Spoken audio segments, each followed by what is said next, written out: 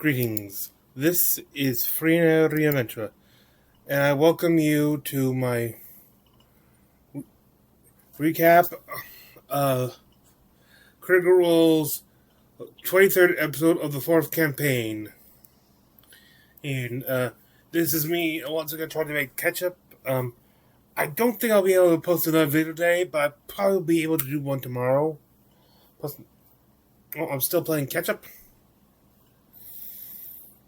But it might take a while. Fun thing, next episode, I'm trying to do it when I can.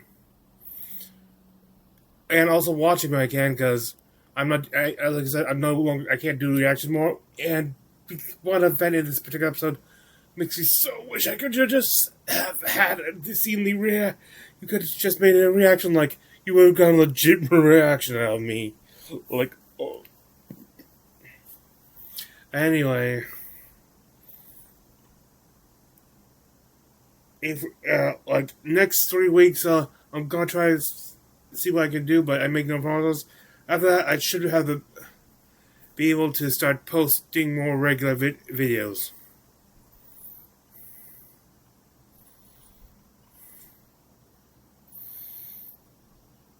Anyway, from where we last left off, they had just successfully rescued Blix from that was the same episode. Blix from the Croakers and the was essentially Unseelie Fae Lami. And there and what happens in this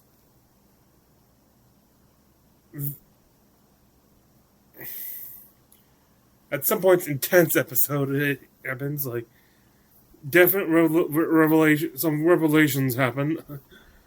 And okay, too. But shouldn't delay you much long, so real quick, I do not own nor am I associated with Critical Role. It's YouTube, Twitch channels, or any other online content it or its parent company, Geek and Sundry, might own. I'm just a fan sharing with fellow fans, even though I consider myself an amateur. And also be kind in comments. And of course, as always, I'll be having clips in this episode, which is one of the main reasons that these videos take so long.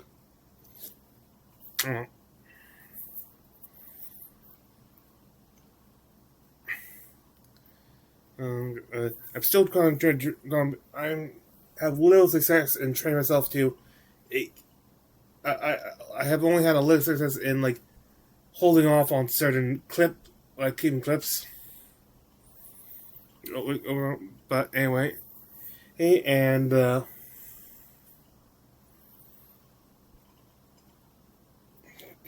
clips. And as I always, these are used with fair use in mind. It will capture a couple moments of import, critical moments, as I call them, but are mostly focused on comedic moments. Though I admit, like, after some, there's usually a reaction that's pretty. I think a lot of the critical moments, they'll also have a lot the comedic moment of their reaction to it.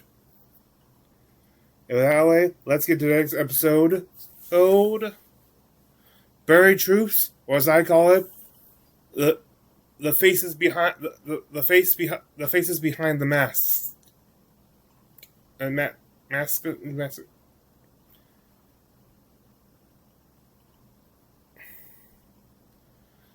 I think I'm not sure if I'm getting that plural right. We start in the Cabrosi Mountains, on the road coming from Timney, near I also call this a split road where to one side is the path that takes you to the lands of the Einfasen, what Riesengürtel, I think it's called, and to the other side where they're heading is in about 5 miles is Dalmakiar. The soldiers, this is who the trail of at least two of them we're seeing are taking. Specifically, Wick and Tierney.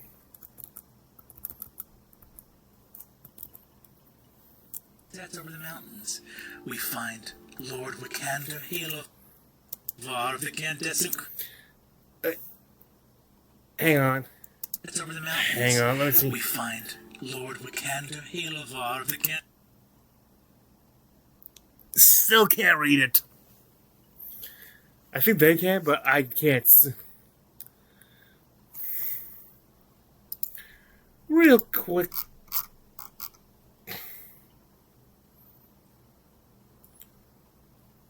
Holy cow. This was the 400. No wonder it was. Got those things. The 400th total main campaign. And I go to.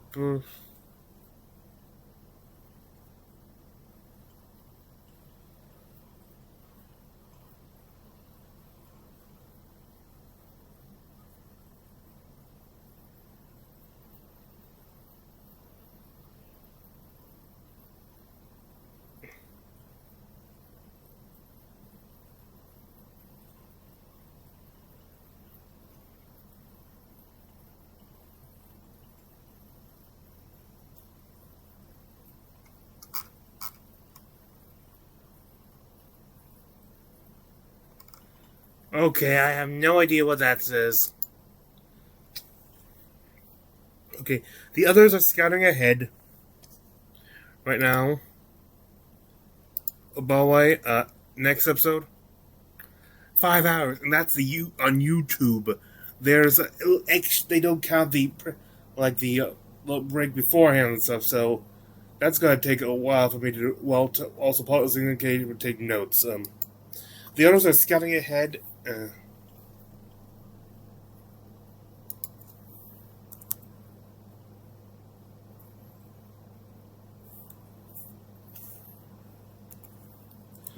Okay, the same control. Okay, now I'm using. Okay, great. Now I'm using. Start moving my hand to use the twitch wheel there and stuff, and that'll actually get the 10 stuff. While the actual arrows get me 5. We're under this blanket with the stone body of Taylor's brother. And Wick, I know that you're nervous about going home, but you have to try to stop farting because we're under this blanket together, okay? Please lock it up. It's the only way I can stop thinking about my sweaty palms, honestly. You're going through a lot. No, it's just we're so close that, it's starting to feel real again, and, you know, I know. There's so many different directions we could go when we get back. Tierney is trying to help him with his anxiety. Well, Wick starts to wonder how many of his family, householder, are actually going to know that they're basically living a scam. Were there others who may not be aware and might be able to help them? Like, for instance, his mother.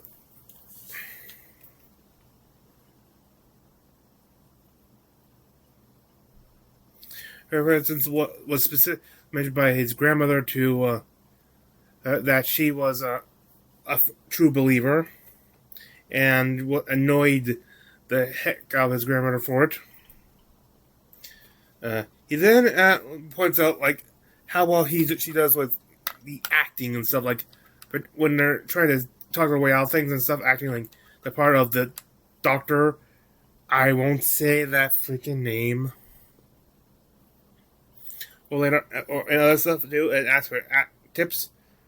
He said he should really talk to Hal and stuff. And she's also the one to specifically, but she also was the one that specifically said to talk to his mother.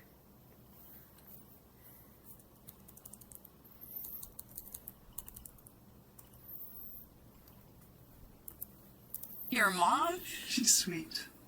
How do you feel about confronting your grandma, Yanessa? Oh, is that no, that's a no? Okay. I let out a small we're on the toot. same page. I instantly toot.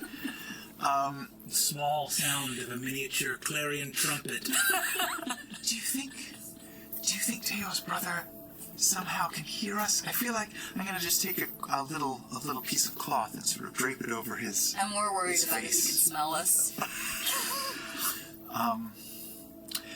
I guess. Yes, I would like to talk to my mother. I would like to talk to Hal, and I'd like to see who out there is still someone we can trust and who isn't. But that's gonna take subterfuge. Okay. And sneaky sneakies and acting skills. You want to be really low-key about it. I think so, at first, Okay. yes. Because last time we did a check-in, you were like, fuck my family. Sorry. You were like, I don't like my family, and I'm gonna burn this thing to the ground. No. So- I'd still like to do that, but at first I feel like we just need Oh, you are information. too. Okay. Right? Reconnaissance. So just finding out who we can trust, who can help us in this quest. I still am very much of the. I feel like we've changed a little bit on this little journey we've had. Oh, yeah. Yeah, let me see your palms. They're really sticky. Why are they sticky? They're sweaty. They're sweaty. Okay, they are a little sticky, but look, I see a callus. Look at that. I mean, Strong hands. no. Let's not get ahead of ourselves. Yeah, you're grizzled. You've been to war, baby. It's time. I think that you can now leverage. And you know what I think? I think that on the surface, when someone asks from your family what we've been doing, grassroots outreach. We've been Spreading the word. spreading the word. We've been getting temp checks, and everybody still loves the creep.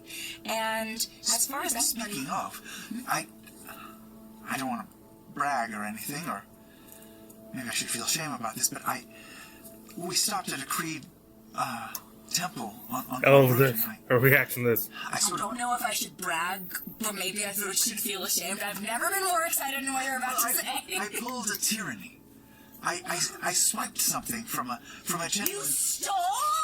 Shut your face! Shut your face! I pulled a tyranny. I stole these priestly orders, and they have something. Your radiance. What are you gonna do about that? I have to figure out what they mean and what they say, and what they seem to have some sort of magical aura. Maybe someone could help us with that. Someone who knows magical things. They're priestly orders, but they just seem normal on the surface. But I don't know. What do they say? Are they? It doesn't really say anything.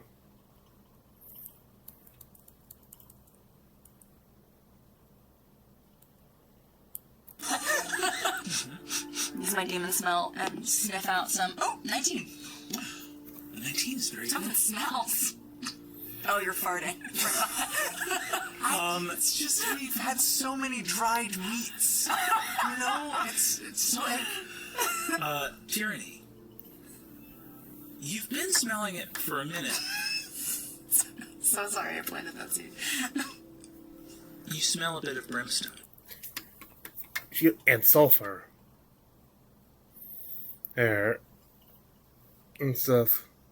She can sense, and through other senses, she can detect a demonic essence in this paper. From these orders. At first, she's wondering. She's wondering if her sisters are near, and warns Wick that they might be because of what she's detecting. Like thinking maybe she's making sick.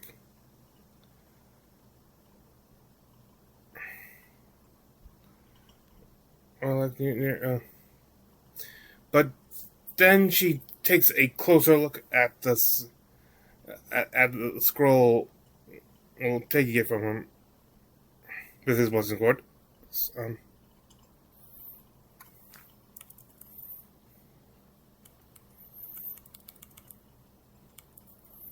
Vic, See? as you take the document, we're going to keep that earlier 19.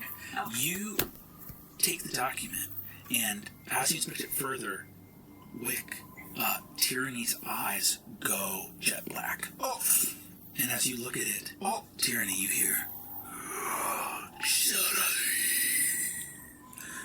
you hear the name of your father, your creator, looking at the document before you. There are words written here in Old Oberdimian. There are also the main body of the text is written in Lunyani.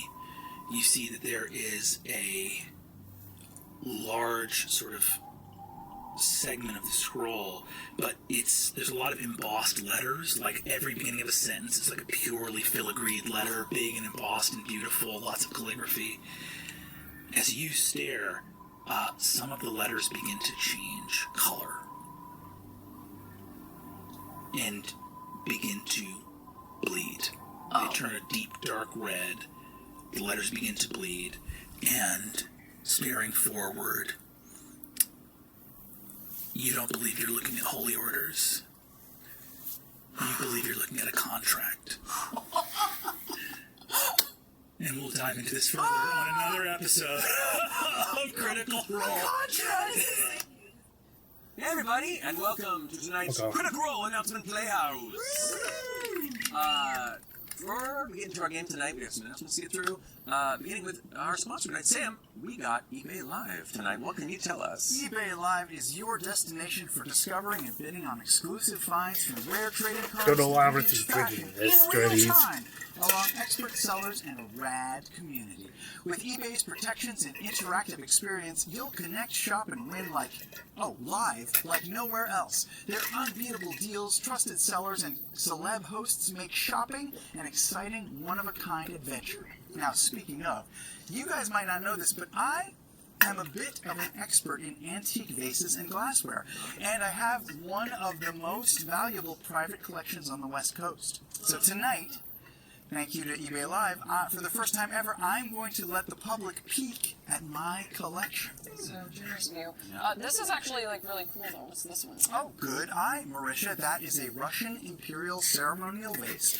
You know, I see it. Alexander III. There's a detail I didn't see till later. Commissioned by House Zalakov, the oldest potter in Moscow. It's appraised at $40,000, but Travis!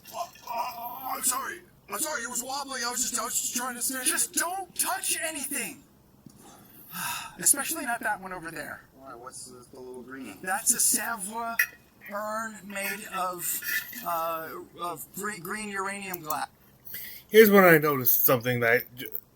It's circa 1870 value. Well, a little before that. And approximately $100,000. And yes, Oh, Travis, what are you doing?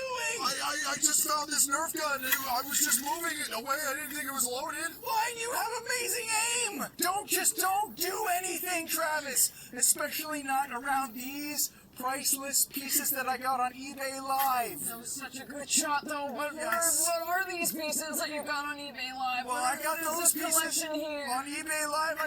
Those are ancient Egyptian bullet form alabaster vases from the 3rd Intermediate period. Rare, priceless, and among the most coveted objects in the ancient world. I like this one.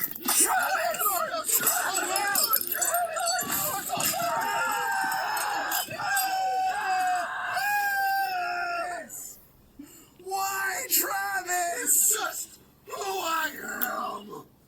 I can't stay mad at you. And besides, You- I can replace everything over at eBay Live. All right, everybody, break everything. It doesn't matter. Yay! Dive into eBay Live, where excitement meets real-time shopping. Shop exclusive items, interact with trusted sellers, and win big live. Connect instantly with collectors worldwide and join the thrill of live auctions on eBay Live. Marisha! Matt, back smash to you. This isn't real uranium glass, right? That'd be really Yes, bad. Oh, where to find it? That one was good. Okay, you probably should not put these in your butt anymore. Cool. I didn't. Yeah. Look! Yay! Next up, a little chat about CRF.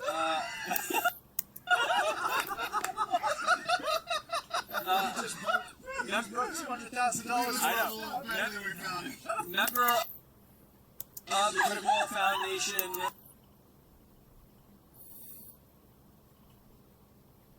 Okay, I got kill notifications on apps.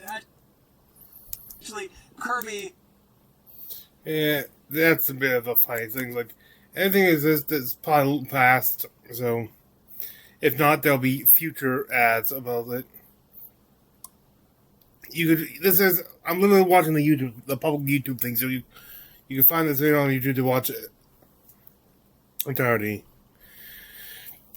But hey, back into the episode, we return to the sewers.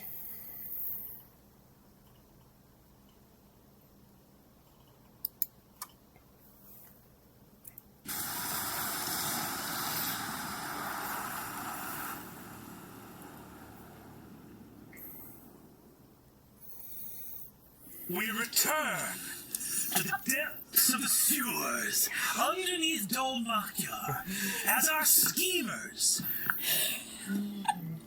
walk forward, boots drenched in the sludge of the city, blades wet with blood of crow keepers and foul fae alike, having rescued Penteveral grad student Demidus Blix from certain death, or worse, at the hands of Crowkeeper, or, if they had their way, House Tuconis.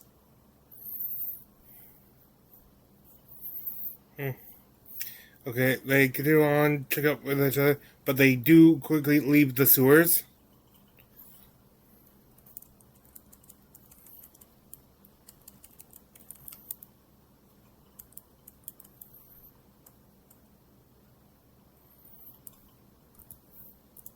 As you exit the sewers, yes. Quick point of clarification, because we haven't played since yesterday.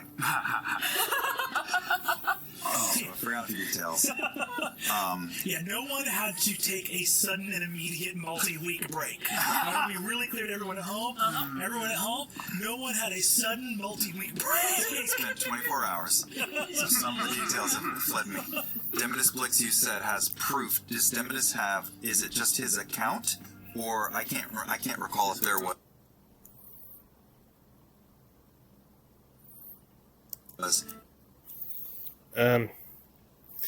Does he actually have a physical proof? No, but they do have several, from Azuna's own investigations, they do have some proof that exists, so it'll be on top of that, his testimony will be on top of that if they can, of course that's not exactly going to be good, because it's not going to be going to a court of law, but public opinion.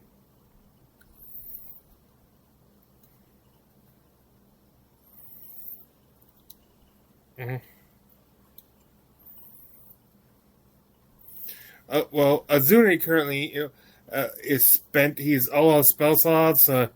His source reports are depleted.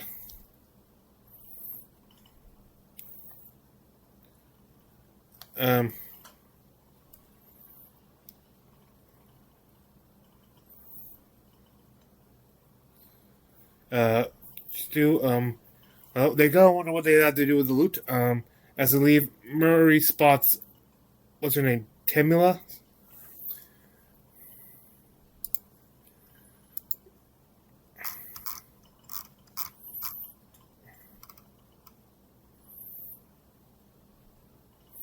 Temula, there, it sort of signals to not see them. Even going far as to send a message cantrip. Actually, I think Tim was the first one to. Let's find out.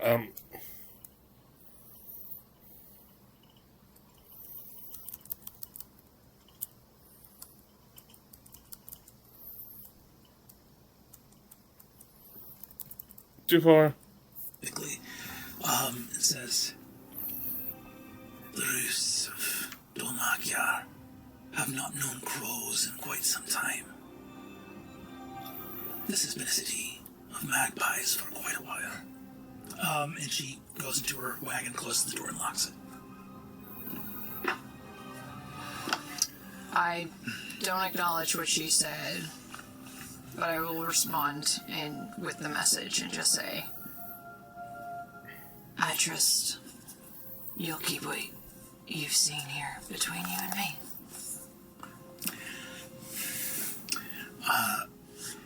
You don't get a response.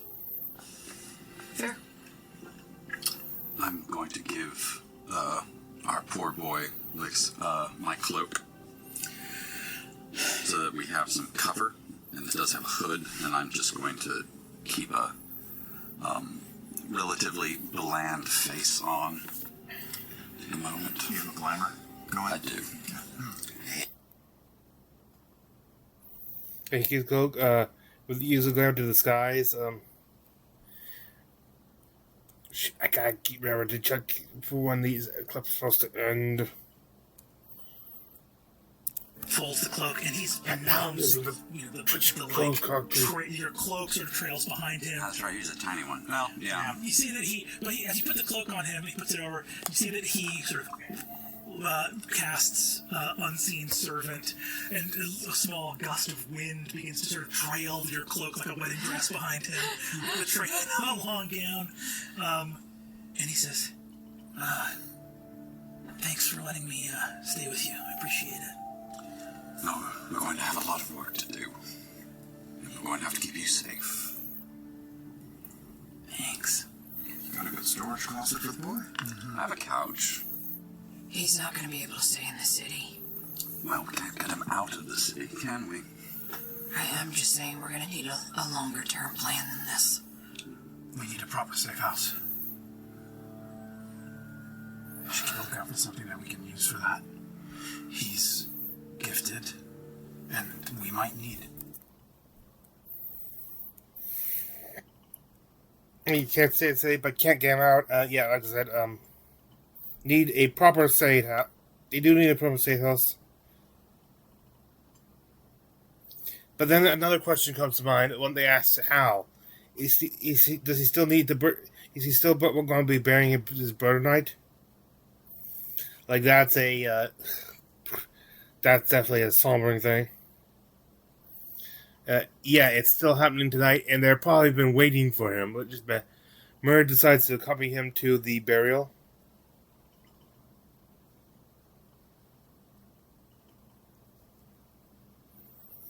And, well, Azune helps escort Blix to the apartment.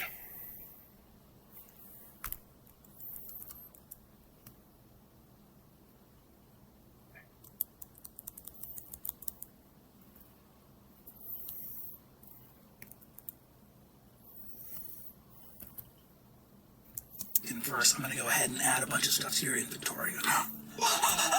Do-do-do-do.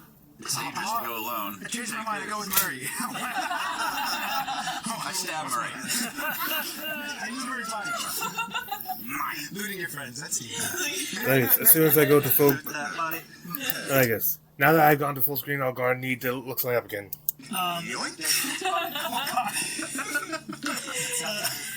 Shut up, Tom.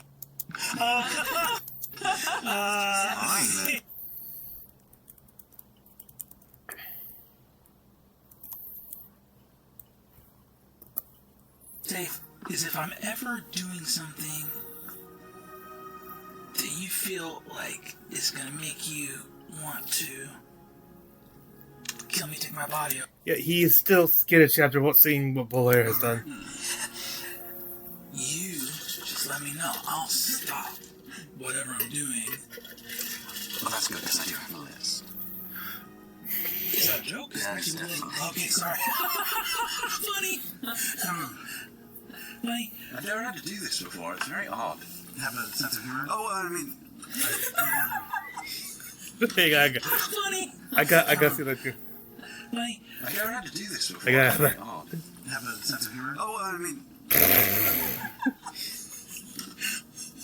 should take you over. I don't know. I was just speaking for myself. Hey, if you have a rat problem, I can make a bunch of cats.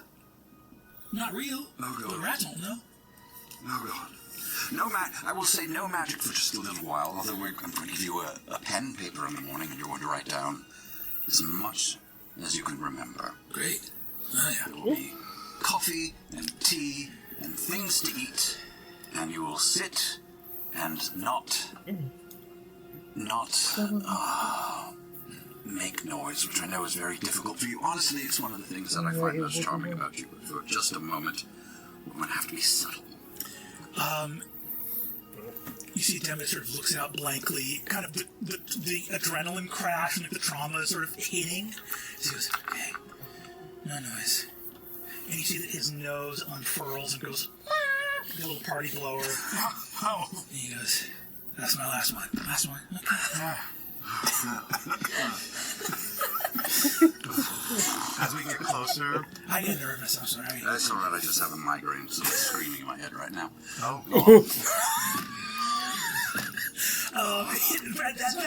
That line. It's truly quiet. I just walks alongside.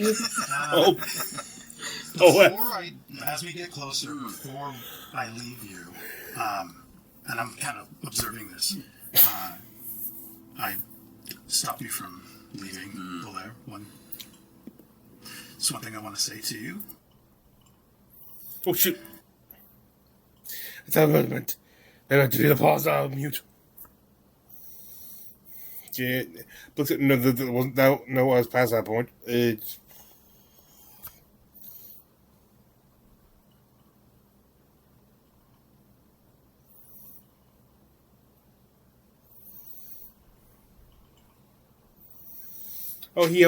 he apologized for attempting to mend Bolair's mask, aka him. Because he noticed it sort of made Bolair uncomfortable. Bolair then explains why he doesn't hide his face or go by a different name, in case he needs stuff. Doesn't use this, go around full time disguising his face. Because those two things are the only things he's ever kept. At this point, Azune leaves. Bolair and Blix enter the apartment. I guess they weren't in the apartment yet. Because what they thought. Anyway.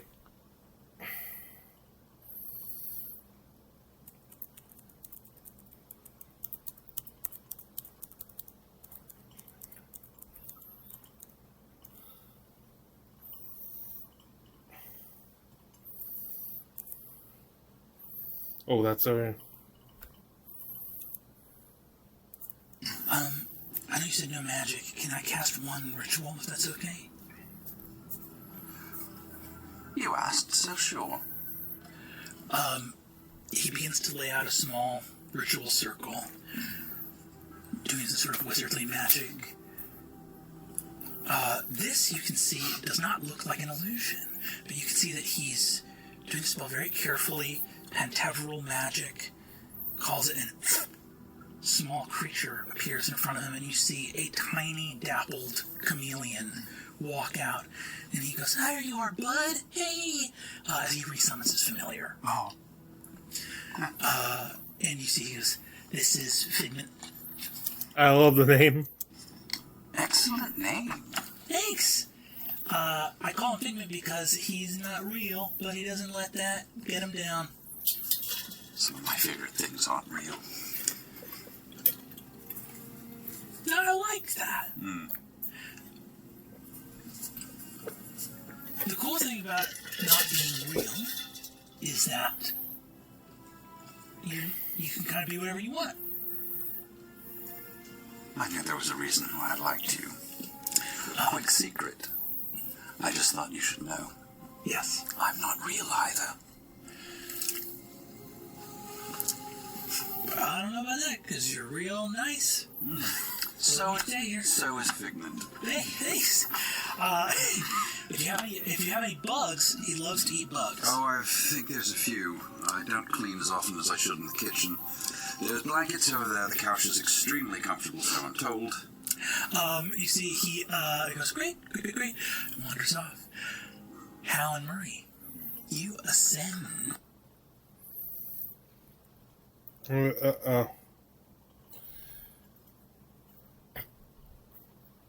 Ascend. It's like the upper city of the Makyar. There is an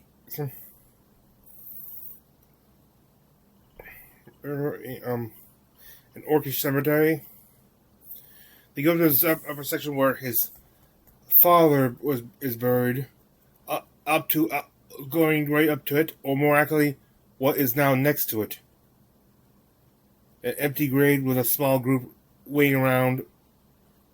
Most of them waiting in slumber. Yeah.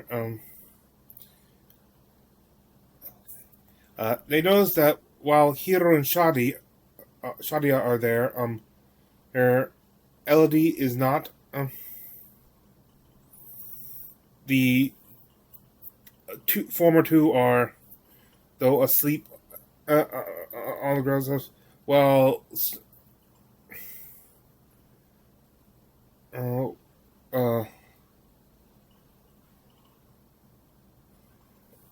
okay, never mind. That's there.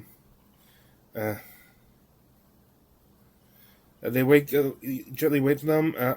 Those who is there, and they start passing out candles. Hal asked Murray if she would like to say anything. Speak.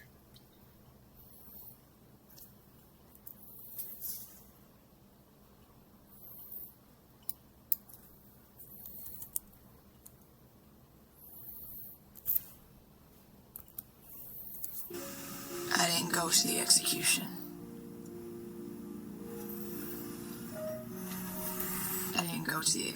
And I am ashamed to say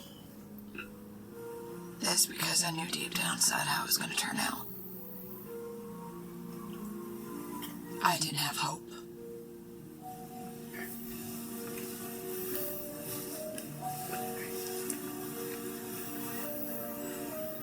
I didn't want to see that as the final moment. Imprinted on my brain of the Aussie.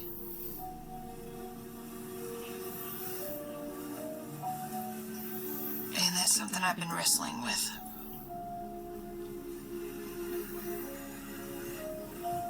A sense of betrayal and not hoping. Hang on, just you check that. And not being an optimist. Oh, good. Even though I was right. Yes.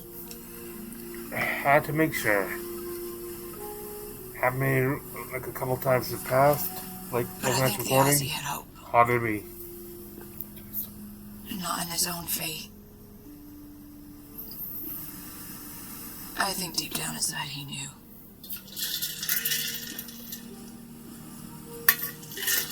He knew that his past was going to catch up to him one way or another.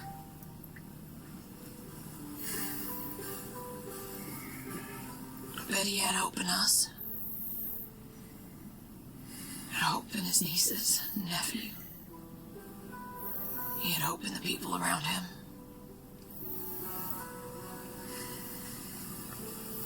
And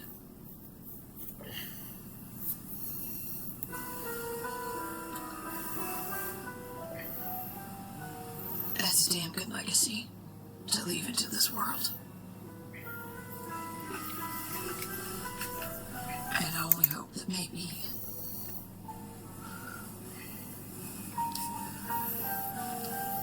I can live up to that. We can live up to that.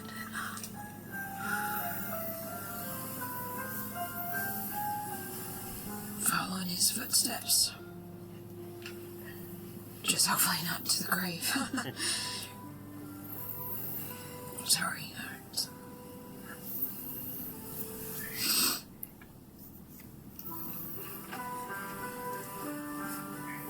Sorry.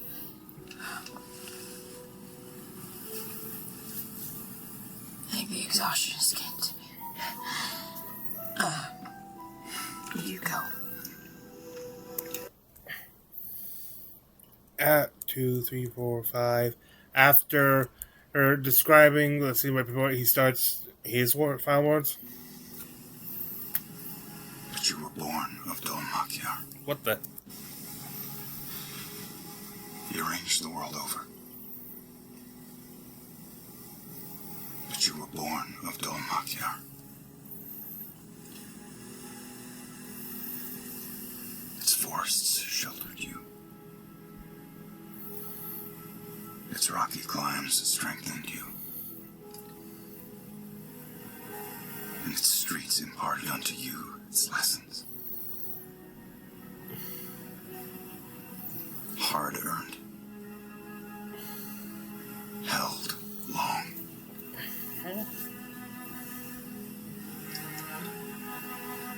Heart of the rebellion. The Romyani welcome you home.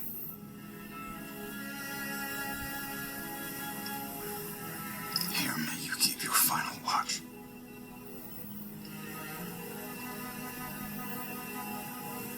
A brother of mine.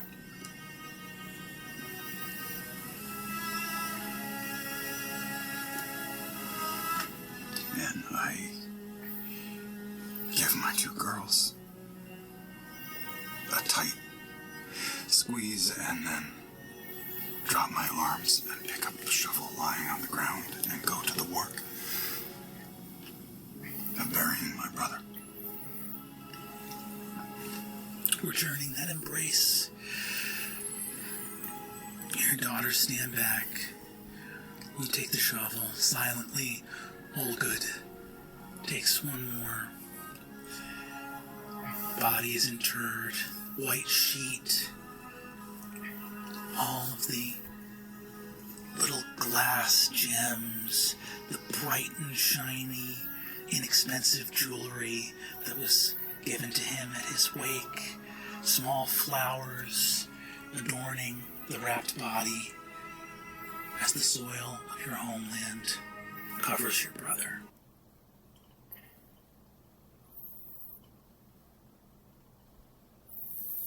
And with that, the burial concludes, and we pick up and in the morning with after a long rest they desperately need.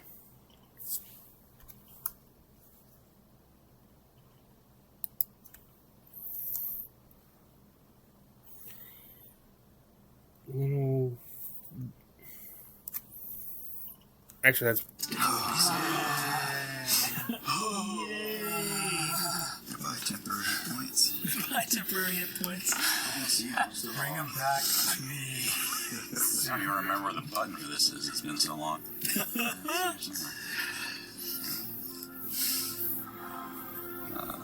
And whatever we got from Aid is gone too. Yeah, anyway. Was there anything? But I get a rough inspiration. Yeah. And, I might play this longer because, according to this, oh, wait, hang on. The final words. Yes, well, he, as part of this thing over, gets heroic inspiration daily. But also, even if it's retroactively, Murray also receives heroic inspiration from Houndale in the form of his last words to Fiazi before he started burying him.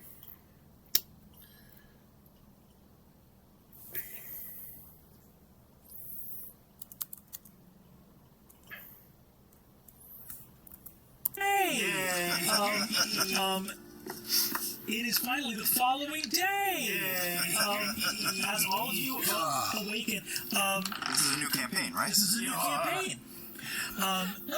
What'd you get? I rolled my fuck me, fuck you die, and I got a fuck me, so that's a natural one. Natural one's incredible. Yeah, so I can use it. It's not bad. Yeah, you So can that's a good, because I ruin can give somebody's that day. in a 7. So this is more of a fuck you kind of a day. Yes. She woke up and chose violence. I woke up and it shows legit. Murray wakes up and Peace she's was like, never the "Motherfucker." answer. Yes. Incredible. Use. As you all awaken that day, you have had some wild adventures. However, there is a lot of work. Yeah, dude. He has them all for skill checks and stuff for this job. Also, bring back apparently something that was in. Also, throughout the as each day goes by in this episode, because I will tell you there is multiple days in this episode. Now that the more urgent stuff is out of the way.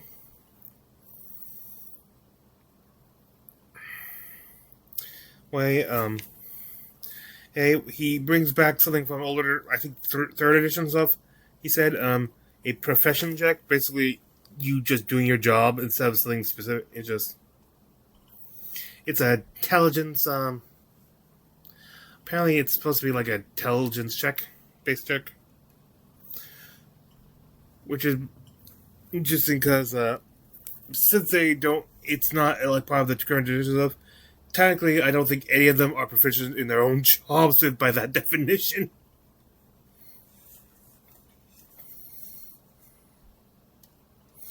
We start with Murray, who has to pick out 5 students for Dean Cora to,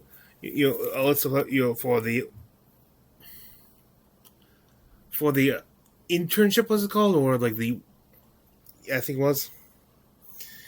And Murray ends up forging a submission from Hiro, as we said, as we just Hal's daughter.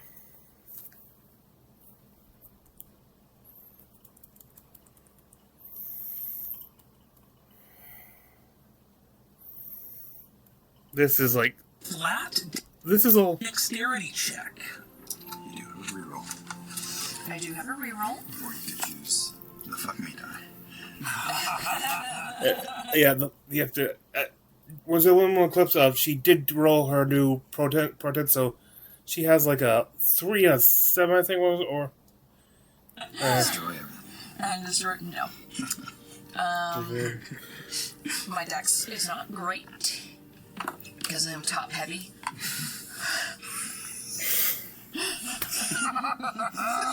It's just the image just happens. I love the idea of you holding a pen and being Out of the way. Okay, that's not right.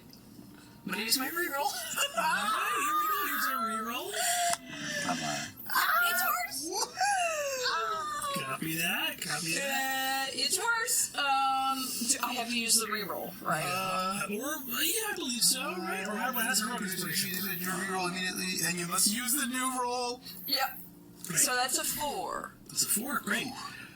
You create a stunning forgery of Hero Diamond's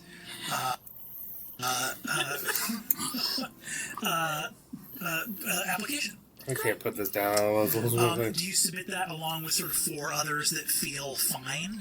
Yeah. Yeah, I want very mid students. Great.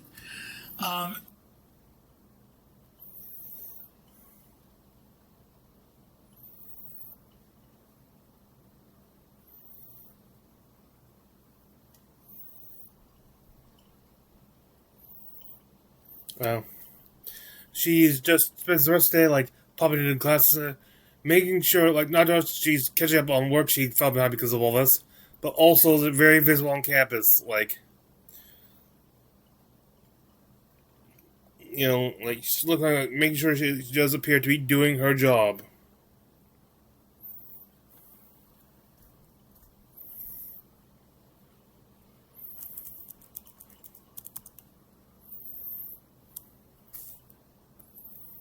Actually, you know what? Sir, and you're running around doing your thing here. You do not run into Dean Cora at all today. Which is a little bit frustrating because she was like, I need those on my desk, end of day. And now it's like, I don't have time to get to this until next week. Yeah. And you're like, so what was the end of day about? If you don't look at it till next week, why didn't I have until next week? You know. I know you out there feel my pain.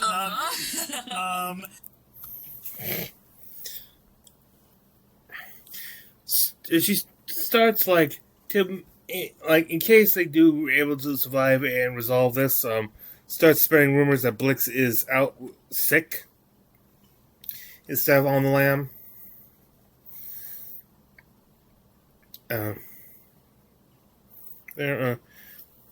We then see how, because what Azune is doing with his day, keeping to a routine.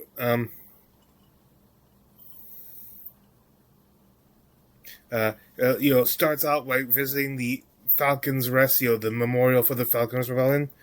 Does not see Varen there, so he does manage to create some sort of message for him using flame control, showing Falcon Seal and 7 stars through the flames, like if he appears.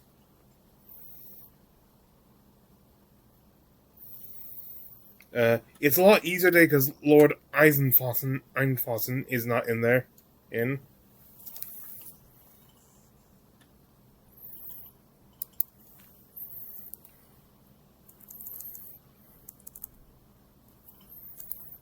Things you discovered yesterday at the Palazzo Divinos. Yes. He can't have Revolutionary Guard hat on today. He needs to have Einfossen hat on. Yeah. What's that? You were like, yeah, you're paying with the. I was like, That's crazy. don't. I just don't look at me. Don't perceive me. Oh, look at this map. So much. Lieutenant Ilkasare. Yeah. Is he? As I'm doing my job, I just want to observe him. I just want to get a read on him, what his demeanor is.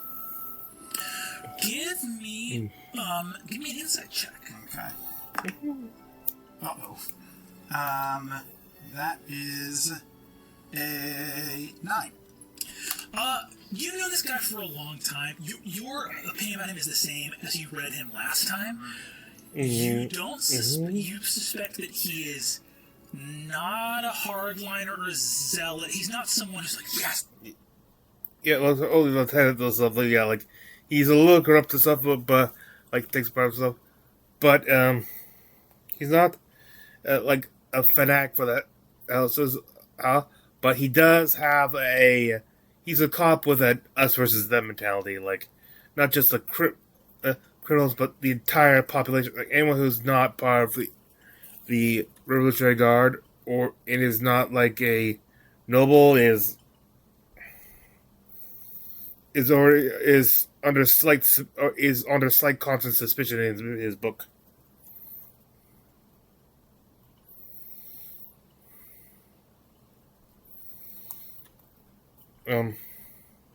We then catch up with Blair, and there's a head to the Arcanaut. It's a closed day to. The whole facility is closed that day to clear room for the clear the Lloyd Ring.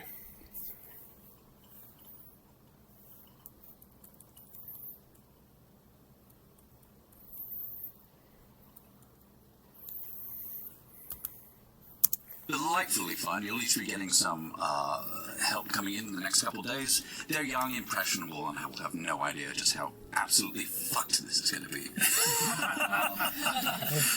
And use your own handwriting. You don't have to be particularly clear. And we're going to need to hide. Have we already dealt with the swords? You see, this would be. Yeah. I think this would be Rosadella. Okay, yes. Who says, we can. Would you like us to? And she looks at you and says, we're happy to make happen whatever needs to happen. We're going to be a little bit more cautious. I would like as quickly as possible to. You'll see. Okay, so she's already taken against Belair switch.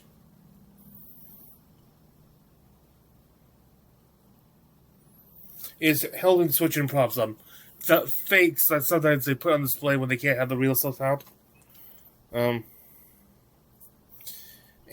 forge a loan agreement with the Lloyd family, like saying we give these on loan to the museum, and therefore they're displayed.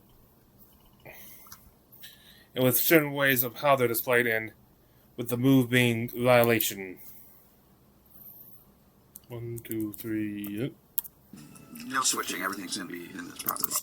Honestly, the fact that I have a 5 and 10-second thing, that's actually making it easier. Like, flurry of activity, the Loy Wing is filled with robed archivists and an armada of index cards.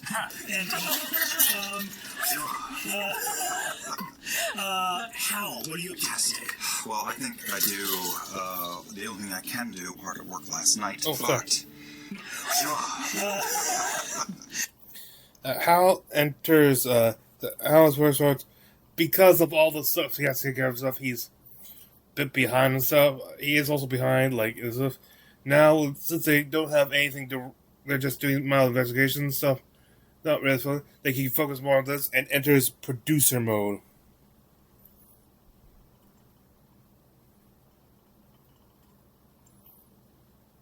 Oh, like one of the people is following me, huh? He was starting to follow, and he gives them actually in the actual NPC inspiration to continue on, which never gets rolled, but just like passively helps. And it also spends a lot of time with Shia while they walk around town, placing posters and stuff. Actually, starting with advertising for the play.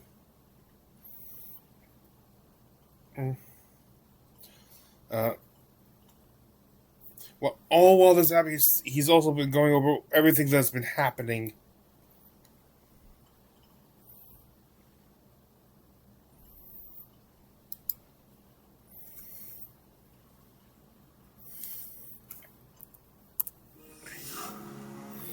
that is garbage. I forget what the wrong was. Hard to put on a happy face. I thought it might be persuasion, but it wasn't. It wasn't. Is there anything I can do for myself? There's not. I'll remind you that you can add D4 to the roll by adding on extra days, but that's up to you. Well, I think I probably would be in producer mode. I don't know what's to come in this coming week. That's true. This is the whole week. I would say I would be doing all of this stuff for 3 days if I don't die. I assume you would give me a list of some things you wanted from the museum before I locked it out, and you, like, anything you want for the show, now is the time to ask. Yeah. So that I can grab it now before it turns into a giant pile of something. I'll say, too, for those of you, if anything you guys do in this first day today, like, now, Murray, you have left these, that's on Cora's desk. You had the rolls you had. But for Belair and Hal, if you don't want to submit that document yet, and if you don't want to sort of submit that roll yet, we can roll again to add to that a little bit more tomorrow and the next day. Yeah, because I would love to bring as much stuff that you need over as soon as possible. So Well, because the total on this is a 9, which is awful. Yeah. And because he absolutely would be doing this for days. Yeah. Okay, it's supposed to start. Girl says Nixon, but the next clip is soon starting, so I'm just letting it play. Mark that 9. Mark that 9 down for me. Mark that 9 down for me, if you'd be so kind. Or we can just take the 9 right now and see what that results in. If you would like to roll a new roll tomorrow. this is somehow cruel. This is so cruel. It's cruel. Down in the tiny town's way. Can he bleed? Alright, well, let's look at it this way. What a fucked day yesterday was. Give me the 9. Give you the 9. Okay, that I can just it feels smack and correct to give it 9, considering he just went through. It's as a result. everything, the individual things are doing well. Like, no, individually, all the parts of this are being done and stuff, but they're not being. But it's hard to put them all together. And with that, we've got to all days, and we now head to them back at the Seven Stars. The meeting at the Seven Stars. Murray pulls out the keeper necklace and starts at it and decides their goal to identify all the loot.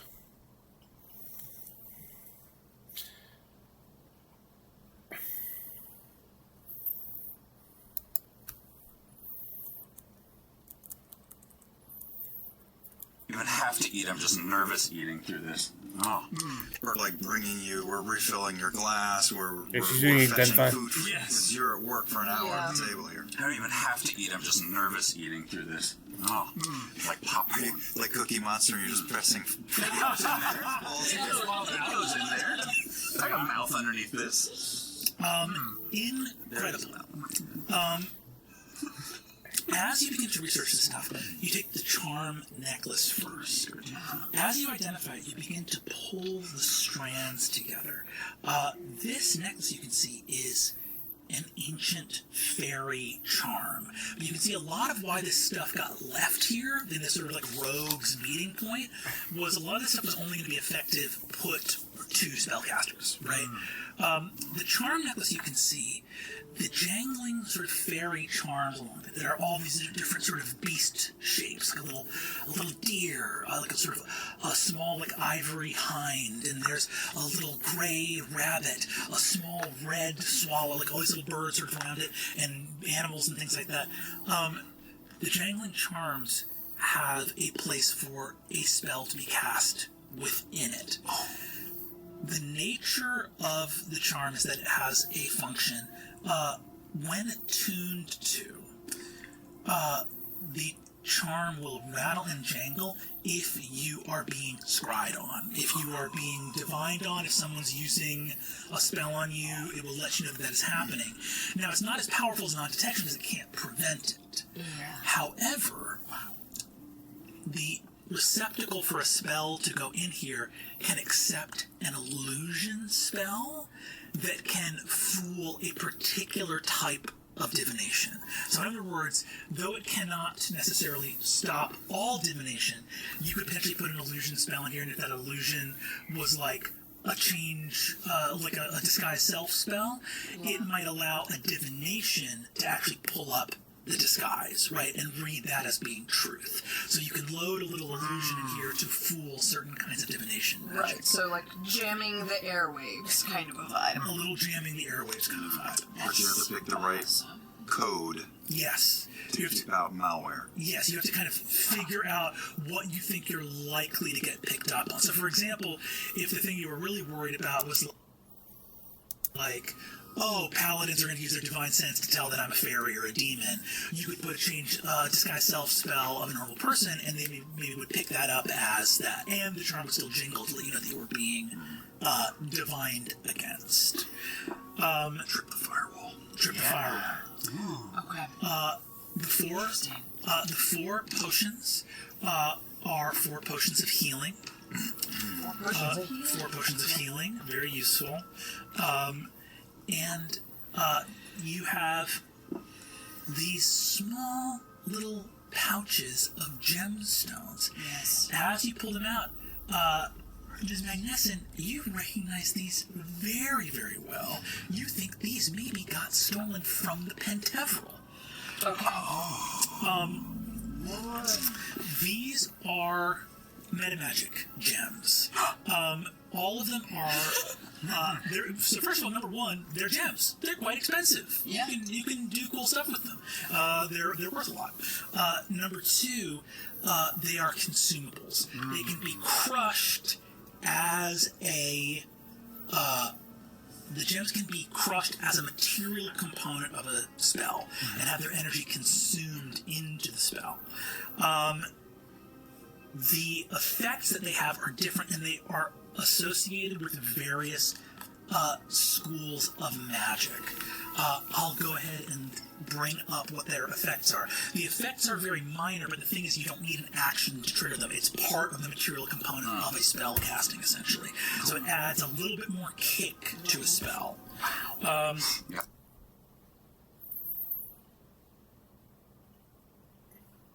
Just snort the gem now. Just for real talk, man. Runs out fast though. That's 6 seconds. Pulverize it first. What? So What sorry. did you say? I know. You can see that there are a small number here.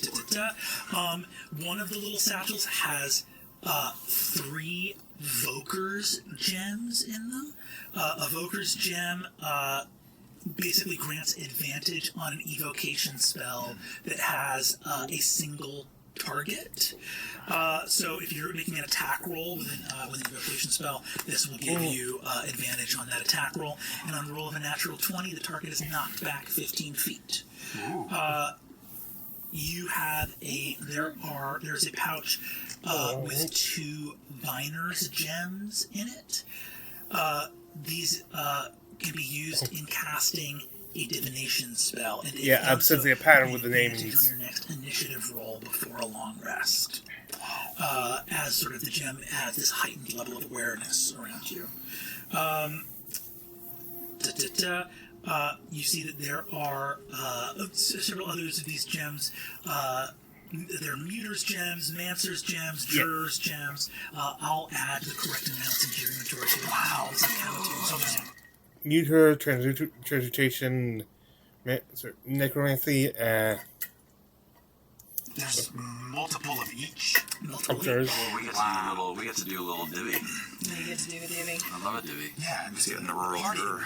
Rural juror. Of these various ones, there are some that have a little bit flashier powers than others. The Juror's Gem, for example, just gives you the advantage on the next saving throw before a long rest if you do it as part of an abjuration spell. Probably the flashiest one of them would be the Muter's Gem, which is if you use it as part of a transmutation spell that targets a single creature, if that creature either fails its saving throw or willingly allows itself to be affected by the spell, it gains one of the following until the end of your next turn, which is a climb or swim speed equal to its walking speed, a fly speed equal to half its walking speed, or its speed is reduced by half. So all of these are basically add-ons to spells that you might want to cast. There are they're sprinkles for spells, and by putting them on there has to be a little bit of guesswork in what's going to be useful. However, you wonder if these were taken for their metamagic effects, or Just a pretty bag of gems? just a pretty bag of gems. Because what you do see is you have these 40 blank spell slates. Yes. This is the big ticket item because you think the reason these gems are here is because these gems, if you don't want to use them for their other abilities, can be ground up into the ink and imbued onto these spell gems, right? The way that the spell glyphs or the blank slates of the spell glyphs work is they can only be imbued with spells that have a sort of range and area of. There's sorry, that should they're limited to range of self. Well, basically, you practice spell. You can use anything spell there. You don't even have to be the caster, but it has to be a spell that's cast on you, the caster.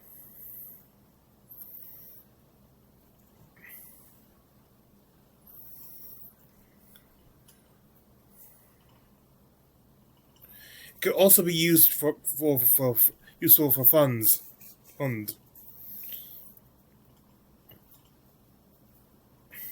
They also talk about maybe because they have all these blank glyphs and stuff. An expert, aka have another track with Oris Blade, who's already has shows signs of being able, like, a supporter. Belair wants to, in order to look at the box, the halfling casket from a while back, like the very first episode.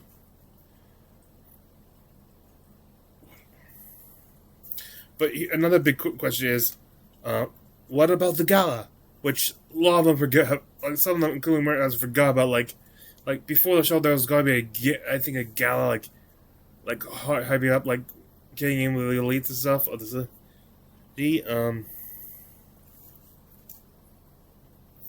Belair is planning to steal the swords tonight, like the pariah blades, and hide them with Hal, specifically in his prop room.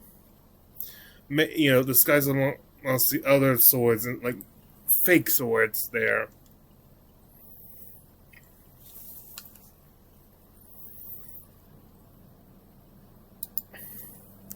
Nice needles stacked for us to hide a bunch of very expensive needles. Sorry, above table, I'm thinking of which one is the cup of Christ? Oh. We are there. I mean, we're literally hiding the world's most basic-ass swords in a room full of basic-ass... Yeah, like, they keep pointing at... I think they talked about this, like, in previous episodes, but they mentioned it earlier. The swords were designed to be, like, as basic mundane as possible. For the ones meant to declare God must be as mundane, like as mortal looking as possible. So yeah, it's gonna be the one real Hamlet skull in a pile of fake Hamlet skulls.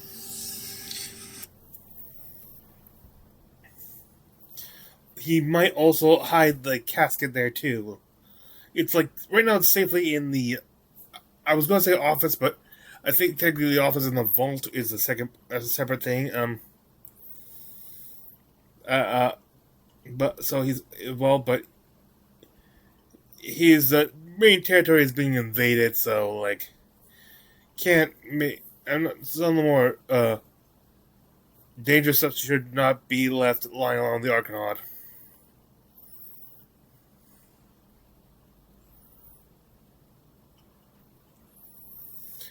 In this move and stuff, they point out something like, for this to work, Azune should not be he should not be participating. Like it makes him look like it'll draw too much attention and stuff. Like they're just showing like some people moving props around. He's supposed to give the idea that there. Meanwhile, Hal and Bull start heading to the Arcanaut.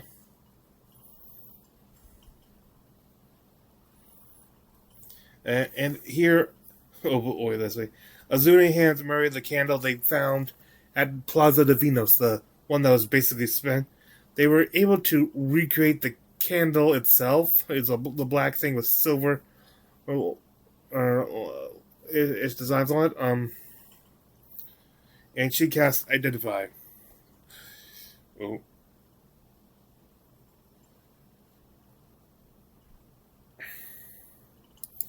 Gee, I wonder why this is considered one of the. Why you two saying this is one of the most replayed shit scenes? You'll have to tell me. Vern, how can I help you peer into a possible future? Honestly, it's kind of like vibes based, so I kind of don't even know what to tell you how you could ever help me. But you know what? Just sit down with me, sit across from me, and just like give him a good energy or something. I'm going to go to light it. Got justice As later, I'm in your field waiting of to view. run out. And in that moment, right before I light it, I'm going to stop. See if the dominoes that might follow happen in her mind. Yeah, I'm just like. Cast Identify here. A little bit. Still needs a little. Yeah, you know what? Let me first do an Identify, Great. and then I will determine off that Identify if it makes sense to do an Augury. Yeah. Awesome. Identify first. This is a powerful sorceress artifact. This candle is rendered from the fat of Taconis family members. That lie, like, what? Lord Durden, alright. Well, I guess at least they're using their own family thing. That they're not just like butchering people. Yeah, no. And it seeks to command this, and it is rendered from the fat of Taconis family members. And it seeks to command the spirits of the freshly dead to speed on a number of different spell effects. I am going to catalyst. I am going to speed up the effect, you said? I'm going to need an Arcana check from you, and if you want to parlay that into an augury, you can. Okay. Yeah, you know what? I like that light book. Why not? Speed up the effects of recently dead stuff. Basically, this is a candle, but on the identify, which is correctly done, this turns people, what would normally take thoughtful human sacrifice can be reckless slaughter, and this candle makes up the difference. It takes the freshly dead. In other words, what would have to be like on an altar with a knife moving through it, and this, and you're prepared. We've washed you in some weird necromantic oils. Now people could be run down in a street, on a castle wall, at a palazzo, and this candle renders those deaths as being performed as essentially part of a ritual, that their fresh spirits are transmuted. It is a... if you had to think of the name for this, a candle of slaughter would probably be the name. Render's a good pun, by the way. Well done. It is, It's like, I heard it happen. I'm like, well done. All right. Can't tell if that was it. Yeah. This is one of the most heinously evil magic items you've ever seen. You're like, this is something you would normally, like, you've been carrying it around in your pocket. It's beautiful to look at. It's black and silver, and it's finely wrought. You would never know from holding it that it is made of human fat. This is one of the most horrifying necromantic. Because it just looks like a candle sitting there. Now I'm recognizing why you had that look in your face right before I said I was going to do this, Brennan. I'm so excited. You have this slash look in your face. I'm like, Okay. Horrifying. Necromantic. And what it feels like is whatever the fat is it is created from, the purpose of the candle is this fat was rendered potentially from Taconis bodies, naturally from how they would be prepared on a natural death.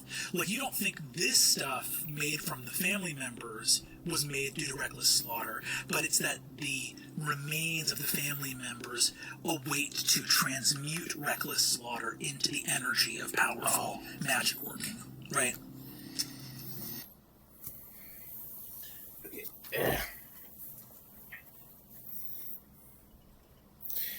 Even though it's been restored to after it was burned, to like its physical state after it has been spent, it no longer has magic. One of them I think says it almost like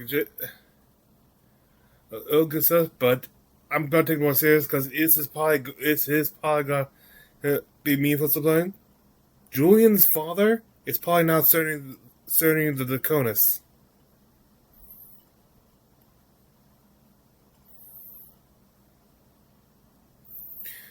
And with that finally, Murray then prepares augury. Oh boy, this augury. Like, probably the second most shocking thing that happened.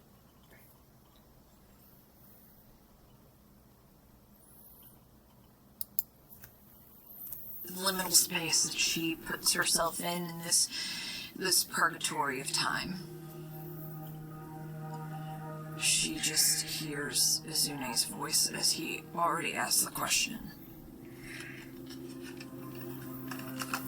What happens when you burn this candle all the way down to the wick? If this was... And Murray is smart enough to know where there's one, there are probably many. how many candles are burning and what happens when the wick is extinguished and the fuel is run out of the wax. Give me an Arcana check. I will allow the use of augury in this novel way to allow you to make this roll with advantage. And what I just flavored was casting guidance. Great. So you have a D4 to this. You're rolling with advantage. You have a D4. I'm not going to lie. Because this is beyond the use of a typical augury, but it's fucking awesome. We're going to make it quite high. 15 will be whispers of an answer. 20 will be a glimpse of the truth. 25 gets you the whole hog. Go. You're rolling Arcana. You have guidance. You're rolling with advantage. Make me believe in magic. My platinum die. That's not a roll. That's not a roll. You just dropped it. D4, D4, D4. And a D4. D4. You want to roll D4 first? Let's roll a D4 first. That's always fun. Let's go for it. Yeah. 4. What do you add to Arcana? So my Arcana is +8. So we're already sitting at +12. 12. Hot. You just need one of these die to be a 13 or higher. 13 or, yeah. 13 or higher. I'm gonna roll in front. So let's see. What is it? What is it? The highest is an 11. Okay. That's But that's still, what is that? 23. 23? Or 12. Yeah. Yeah. 23. 23. Okay. Okay. With it 23. Oh, imagine move.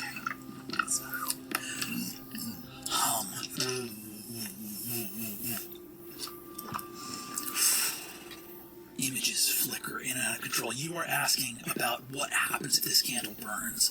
This candle is burnt. It cannot burn again, even reconstituted as it is, by assuming its magic is spent. You get an image. One other such candle exists. Oh, that's good. The dead bodies of the House Taconis are not easy to come by. It's not a resource that they have an endless amount of. And it appears they have used many throughout the history of the house. There were many of these at one point that all got spent throughout the Shaper's War. When House Taconis was fighting on behalf of Tonsil, the god of the sun. It needed armies. You look throughout on a 23 images. You see black wings spread wide, an angel of death Yeah, we still flying across. We, the audience, already sort of knew what this wasn't planned because of the others followed. Landing in front. But based on their reaction, this is where we definitely find out none of them watch episodes that they were not in. Like, basically, like, they don't pick on the other ones. They'll actually Of a golden orchard, honorable. raising aloft a hand, severing. Trees wither, dying, approaching. You see an image of all of the fairies of the Golden Orchard withering and dying. An angel's face turns, hollow white eyes. The face of Octus Taconis looks right at you. You look in here and see this candle did not burn all the way to the wick. Or did not burn all. It burned down, right? It was melted there, but there was enough left that it was not fully consumed. Something in its ritual went wrong. You hear the howls of Taconis spirits spurring on. Their first task of this spell was to travel a great distance. It was to make up for distance of a ritual that was not happening where it was supposed to. There was something that was being added to, like a hum. Murray, you get an insight. Magic can work across great distances. Frequencies can travel vast distances, and you see yet another insight into a fabric or weaving of magic across the face of Araman, and you see the howl of an ancient spirit across the tenebral reaches. The last thing you see, which is not the full truth, you can't get the full plan here. Something went wrong. and a backup plan was triggered. Their first thing, the thing this was supposed to do, failed. But something else has been kicked into gear to make up for it. They wanted to do this the quick and powerful way.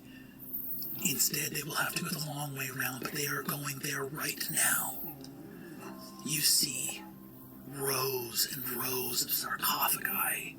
You see stone statues posed, looking out but with a strange visage of horror across all their faces.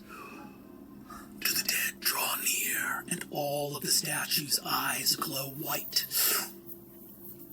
And you see ships sailing into the mist as a voice calls out from darkness. Raise high the white banners. What has failed in life, let be made right in death. And that's where we'll take our break. Wow. Oh my god. Sweet. Spoopy. Yeah. You had to poke the candle. I love the candle. Hell yeah. And then they'll go into break, but I'm skipping over that. Which leads us back to the story now taking place in the Arcade. Oh boy. Belair and Hal reach there, and Belair receives a message being told to him by Rosadella from Dason. The Lady Cormorant. The one he's been working with. Apparently she was upset, fairly angered by the changes made to the place. Wants everything back where it was. Apparently it's more like she is alarmed on how fast they're moving. Like, I think she's like, where like something doesn't, like something's like, like they're moving faster than they should be. And she told the person that she wanted that for now they were to wait for instructions.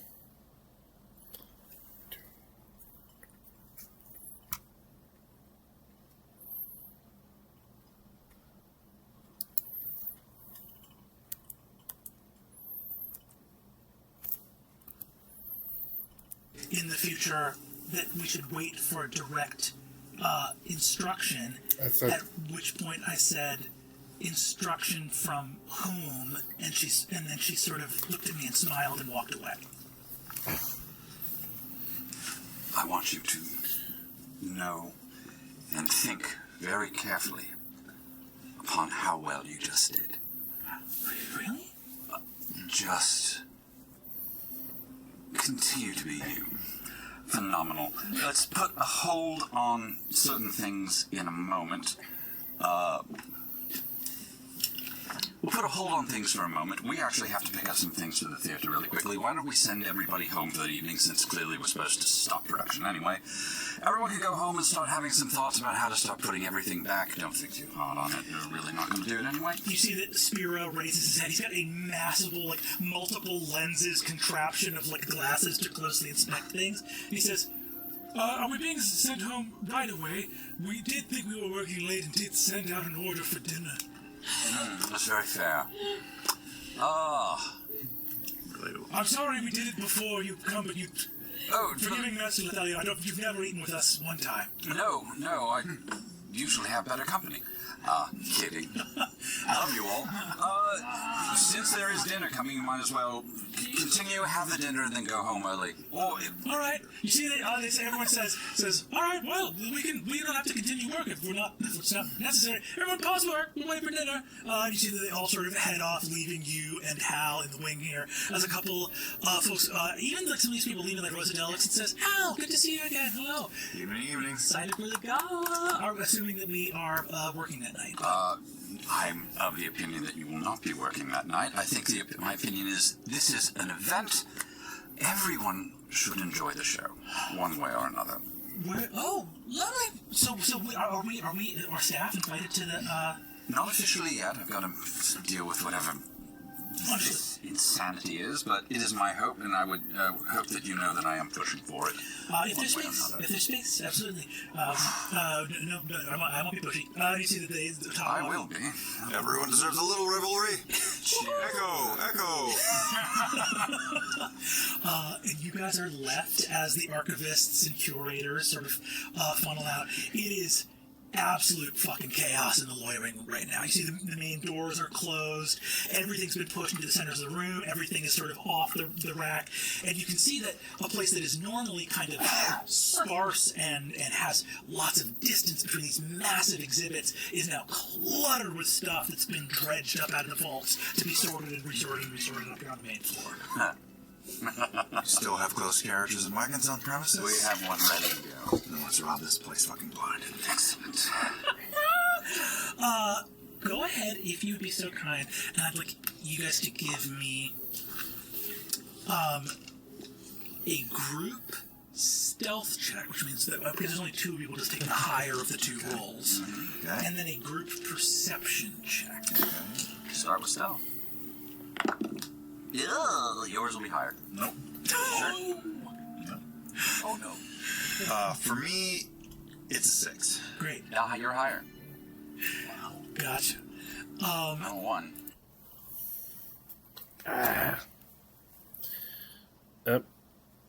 Pirates are still in the vault.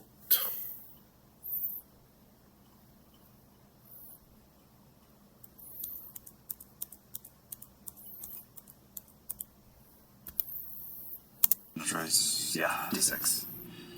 I'd say here's to the heretics, but all the gods are dead. Here's to being deep in sedition. Let's go. Great, I'm gonna need a perception check. Yeah, I'm using that die. And I'm really glad I did. Roll well, O'Brien. Okay.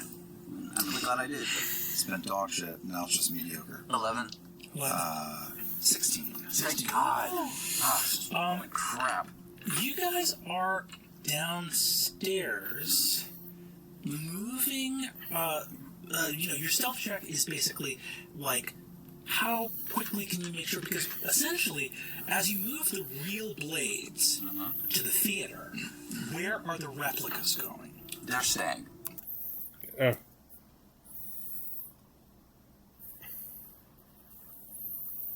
How quickly can you make sure? Because essentially, as you move the real...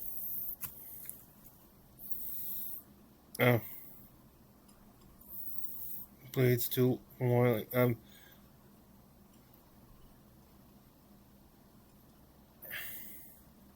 His idea is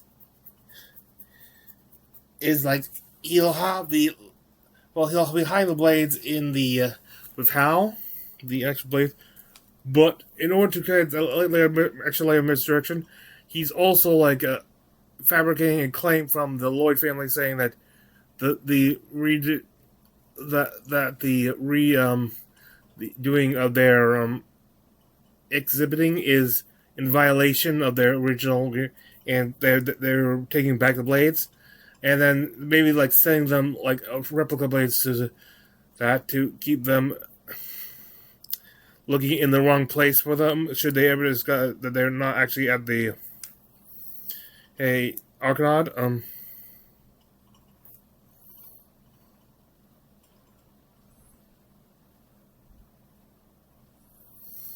As he's playing stuff and start moving, like he has like how you see how's like with a cart getting ready to put blades on them, but he starts to know that the temperature in the room starts to drop. He can hear from back in the upper like atrium, or the upper where there was no doors or windows open, wind. Those upper hall. And as I said, the windows are closed, so there should not be any wind inside. Hal puts Hallandale puts all the blades on the cart, then puts on top of them much lesser blades and stuff. they're like, you know, stuff to look at, and they can. They hear the clacking of heels, which knows that's not one of the Bolair's workers. Like they overly soft slipper things or those things like inside. They start heading to the loading dock to try and make a game.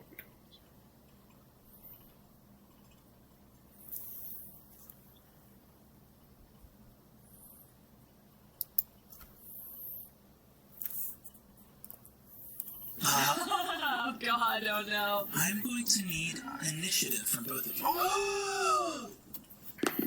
Well, fuck off. I think they tried to like make it I think they made like try to animal handling and stuff. Who can get the fuck out of Dodge quicker? It's a 6 for me. 18. Oh my god. Great. 18 from Bolair. This is so cinematic in my head right now. Yes. I'm going to need, as you guys arrive at the carriage, now, Bolair, you can hear the footsteps too. They're coming down the staircase. The loading dock is not a secret area. No. And I am going to need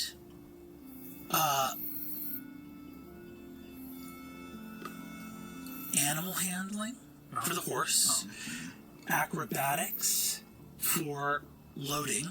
For loading quickly. Yeah, we'll do acrobatics for that. So we need an acrobatics and an animal handling. I'll need one of those checks from each of you. So each of you are making 2, that's 4 in total. All 4 need to be above a 10. Are you better at one of those? Nope. Because I'm dead. I'm dead even. You both have to do it. You both have to do it. Oh, wait, you're doing Oh, this is So they all have to be above 10. So let's go one I at a time. spoiled. Let's go ahead and give Sorry. the acrobatics first. Let's see if they're both above a 10. They're above a 10. Yes, 13. 13. Plus my 17. 17. Okay, you both walk up, hear footsteps behind you, Bolair, you hear it now too. Load up the wagon as fast as you This can. is the intense part. Everything goes in the wagon, and then I'm going to need animal handling as the sort of sleepy horse that's like stabled here, looking at the entrance of the loading dock. Old ass crusty horse. So I'm going to need a 10 or higher on animal handling from both of you. Good girl. Oh, Good girl. oh boy. Good girl. It's a 6. Nice. No. I don't think that was gonna be. She's coming. We succeeded and failed. The horse doesn't know. Both of you jump onto the front of this carriage and realize you are not carriage drivers. By the way, I will say, if any of you have vehicle land proficiency, you could swap that in. I don't imagine you would. What's a vehicle land? I've never heard of that. Oh god, what difference is he? Land vehicle proficiency? Okay. He doesn't have. What edition are you quoting this time? You realize why Sid, Taylor's brother, was so involved. It's like, no one knows how to drive a carriage in this fucking town. I feel like we're missing something. As you get there, trying to get this horse to move, and just sort of like, Yep. not waiting for like, ooh, Yeah. Yeehaw. Go, horse. You go. Go. They see who it is. It is in fact Lady. Oh, good.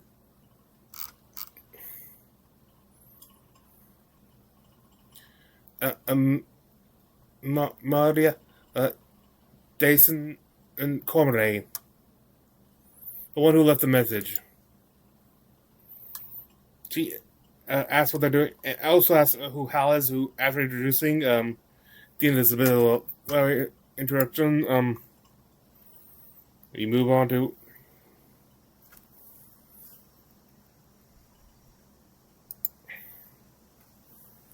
You gotta be.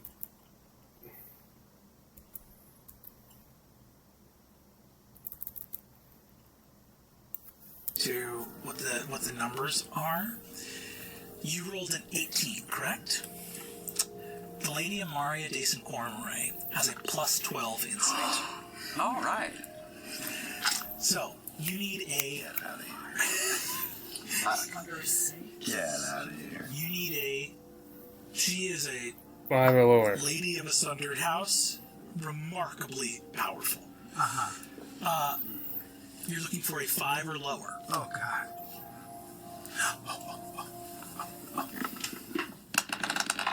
No shot. 10.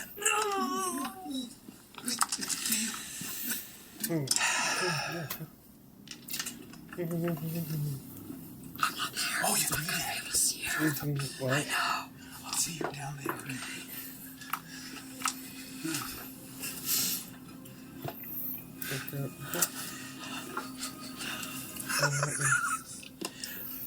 Both of you have just forfeited your lives. Oh, boy. I've just...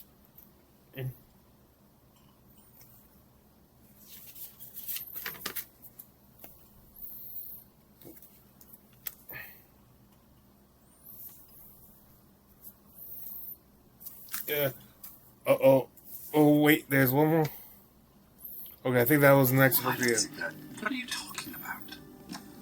She raises a hand, and the last pariah blade shoots out of the wagon into her hand, gleaming with the blood that she left when she cut herself. I've tried to clean that motherfucker. God damn it. I personally think that... She lowers the blade to point directly at you. There's a piece of paper upstairs that will explain what's happening. Yeah. Explain what... Then take me to it, Belair. He goes up, it shows him the Lloyd's claim, need to return the blades.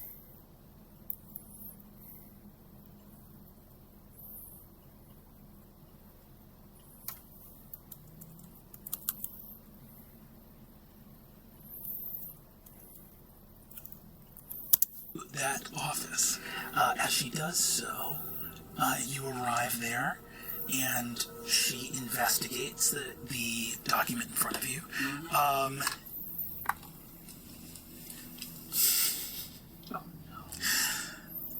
I'm so sorry. No, I'm excited. I did just roll a nat 20. Oh, so you know. She takes it and says, the Lords have requested the pariah blades back. Apparently. Unfortunately, she knows it is a forgery, and it turns the claim to... it sets fire to the things, burning them in seconds. However, she said, I didn't know you were so easily fooled. So, it almost sounds like... It's hard to tell if she's just like, really, you're so easily fooled, or if she actually thinks he was deceived himself, so... However, I think we'll soon... She needs the extra things. This is where Brendan asks Belair to make a wisdom save. And because she's using hidden spell, disadvantaged. It somehow still succeeds.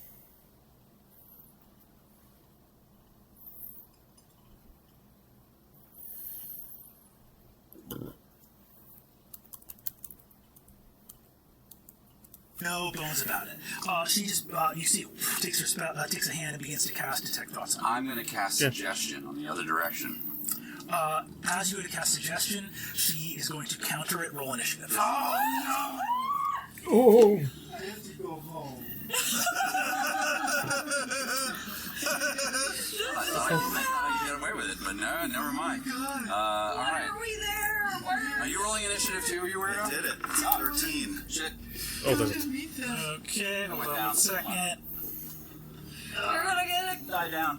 killed by a very hot blonde. That's terrible. A 5. That's absolutely terrible. Oh my god. I had such a great roll at the earlier one, and then this one just went to shit. Okay. So I don't make it to this, do I? Or no, I burn the... If she gets the reaction, then I burn the spell, don't I? No. Go ahead. Well, she has her reaction ready. She's not using it for any reason. Okay. So I don't get the spell doesn't get countered then. What? Let me go ahead. What's your initiative? My initiative is 5. 5, and for Hallandale? 13. 13. Okay.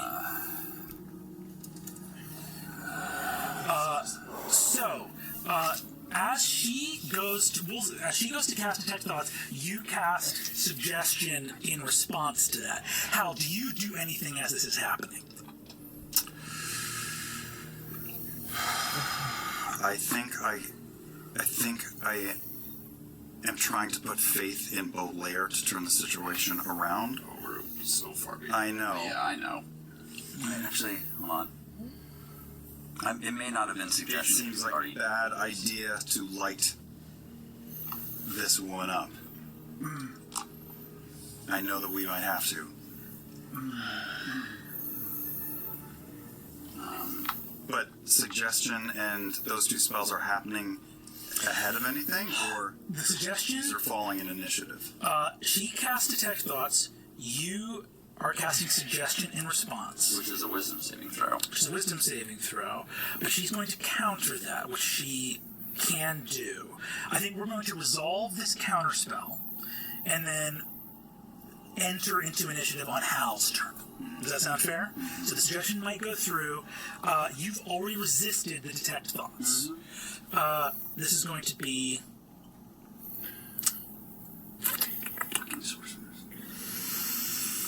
I'm going to use the legacy rules for counterspell here because I find them, much like the athletics checks for Julian during the Seeker's Table, I find them to be very fun. Okay. That's a second level spell, correct? So she just needs, on a 7 or higher, she's going to counter that spell. 1! She does not have a spell. She's unable to counter.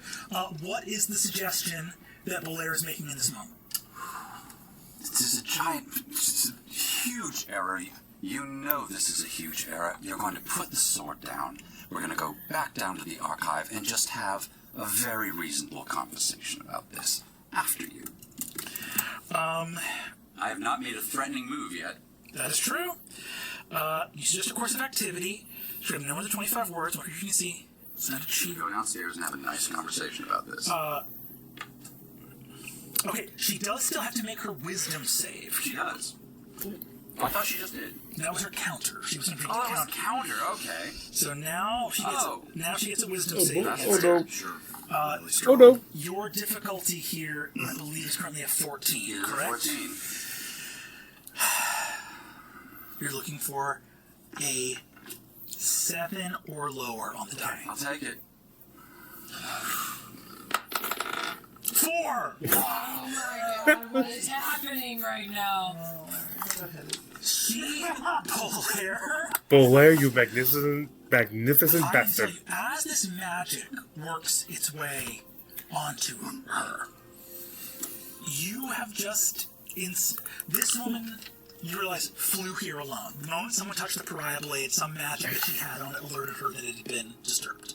Right? When you detected that the temperature of the room dropped, that was her on her way here, having immediately felt that the blade had been touched. You have caught a tiger by the tail. The fact that counter failed and then her wisdom save failed is an unbelievable stroke of good fortune. As she lowers the blade, she says, "Finally, you see reason. Impotent to resist the spell in the first place." I just want to keep... Oh god, the club's already over. It's supposed to end. Yeah, she does think she beats the blade. She blinks the spell.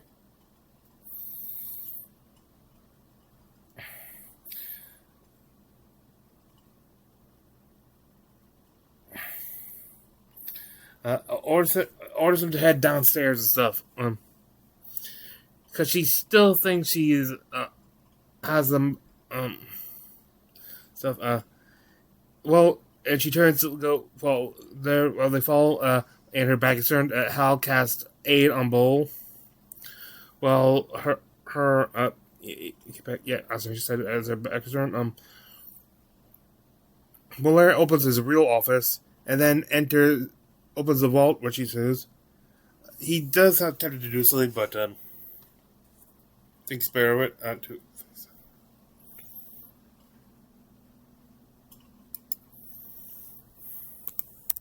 Down. Oh, no, well, I offer her the big fucking spiral staircase down, the one that doesn't have a rail, by the way. Yeah.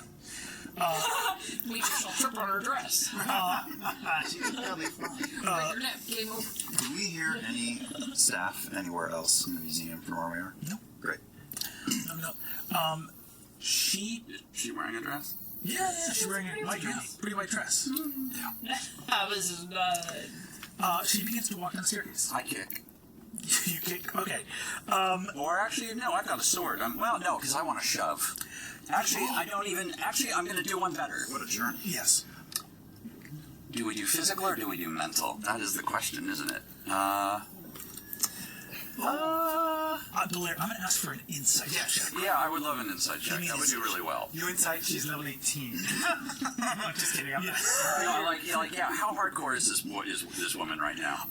First of all, this woman, you can tell from how windswept the gown and everything else is. This woman flew here under her own power. Oh, okay, she's that good. All right, Yes. that helps. Yes. Hold on, I'm just trying to get a sense of where I'm at.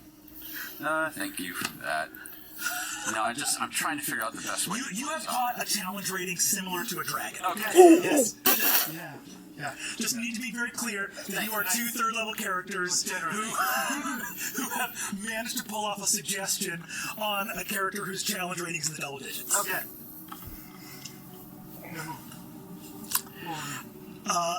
As she proceeds down the staircase, walking with you, Blair and Hal, both of you watch again as she, holding the pry blade, moves down, sees the massive stone arm. You've got your suggestion on her. She's charmed. You have the fact that you have averted death is incredible. Oh boy. She notices on the main table at the casket. She asks about it. She uses cast identify as well. No, she doesn't cast She doesn't cast identify, but she does identify as a halfling. And then asks what Belair is, like not what this is, what it is. Who just replies, a very tired veteran. She then detects. She did cast detect magic on it and she continued also to asking him why steal the blades. Well, he still claims that he's trying to return it to the owners.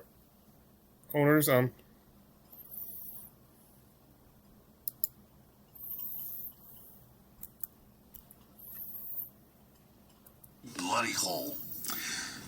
She smiles. You are either a fool or a liar. And once I have these treasures returned to the beneficence of House Cormorant, Returned, they were never yours. we're going to use as much magic as it takes to find out. I assure you, I am not a liar. She reaches out to the coffin and says, we'll see. And for you, Mr. Fang, after we're done here, I think I'll curry a little favor with an old friend of mine and drag you by the ear to the Photarch's home. She's been so excited to meet you. Maybe you know something about her son. I think you've bitten off a little more than you can chew. She opens the coffin, looks into the mist, and says, now what have we? A cracked black mask shoots out onto her face, and she stumbles backwards, hits the deck, and falls into a row of things behind her. One moment. That is a nat 1 die. So she goes, as the pry blade falls, the mask looks up.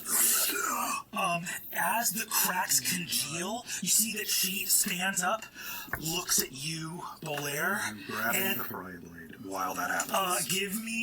Go ahead and give me sleight of hand or athletics with advantage. What's sleight? So much is happening. So much is happening. Sleight of hand. Did you say advantage? Advantage, yeah. It was fortunate 17. 17. You reach for it as she stands again. You grab the pry blade out of her hand with the shattered mask. This is not supposed to be a shattered mask. You hear a quavering voice look and go, and she shoots into the coffin, vanishes into the mist, and the coffin slams shut. Do I know who that was, and can I make a guess? Hear that has a suspicion. You do know who that was, but they are not supposed to be. Was that Termina? No. Was that Termina? Yes, that was Termina. Oh no. Oh No. That's... Oh wow. Okay. Oh, he is actually scared. A Taliesin is actually scared. Hey, fuck. I just say out loud. Termina. I literally was about to suggest you show her the mask. But it seems she has one of her own. She... Oh. That... Oh, he said whatever. Oh, wait, I think he's meant to, like, maybe switch bodies with her. But nope. That was my sister. And... she was...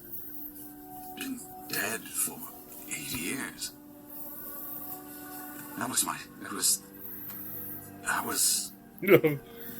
the masked Termina. I've got the blade. Grab the box. And you're going to leave the Argonaut. Fuck! Oh my god! Termina! Why Termina, you asshole! Oh god. Okay, I'm good. Oh. Oh no! Plus 12 on insight. Plus 12. Yeah, that's not on insight. High level. You got Termina real bad. Oh no. Yeah, to have a CR of in the double digits, your actual player cost has to be significantly higher, because that's how hard it would be for 4 characters of that CR level who has levels equal 4 characters whose level equals that CR. Whose level is much better. trouble. Oh. I'm not in any trouble. Termina did die, right? But she Oh yeah, got hoovered. Termina. Yeah. Sure, her whole body just got hoovered into this child-sized casket and closed. Yep. Yeah. Yes. Who put the Okay. No. Okay, that's gonna be a whole explanation later. Shit. Dude, you fucking lady Cormorant just got sucked into a box. By Big Sis. Yes. Yeah. I am. Big Sis. Yeah. Oh no. Oh wow. That's that explanation. We return to... He's trying, but he can't get him back. Natural guys. I don't know anything. Anything. We're about the scandal. You guys are like, we're about to blow their minds. Yeah, whoa, we made some discoveries. Okay. Spice. Oh, God. We're at the rookery at this point, waiting for them? I think you're at the rookery waiting for them. We'll just cut right to the rookery. Yeah, look.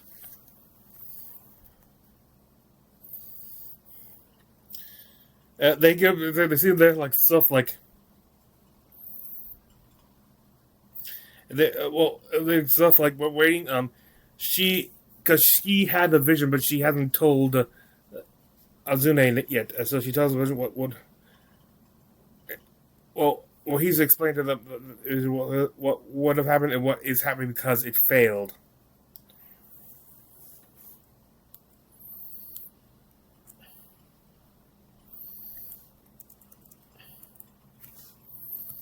You've discovered, yes, and I think you see You see Bolaire and Hal riding on the driver's seat and shotgun of a carriage, pulling up, and these are the faces. I am mint green. Mint green. Yeah. I don't know if I think I'm just reflecting your green, and it's a nice spot. Like this is just the mask is just. It looks like the trashy mask is just sunk so low. What took you so long? Murray's kind of like leaning on Zune. Just fucking spent. Absolutely exhausted from everything and from the vision. Honestly, I'm not sure how much more I'm gonna have in me tonight. I might have to save some of this investigating for tomorrow. Yeah, that sounds good. I think I need to sleep on some of what we learned. Yeah. You've arrived here? Yes, you guys pull up in the carriage. Okay. I'll see if they need a hand. What? I'm looking at their faces.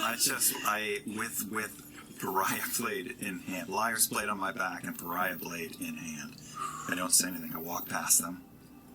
You watch me walk into my theater. I cross the inner chamber, go to a side cabinet, open it up, grab a couple bottles of Yargraz, bring him to a table with a bunch of scripts in the middle of the room, and lay the Pariah blade down on the table. I'm going to walk up with the rest of the swords, including the broken ones. Yes. Just drop them on the table and grab some of that bottle. Funny story.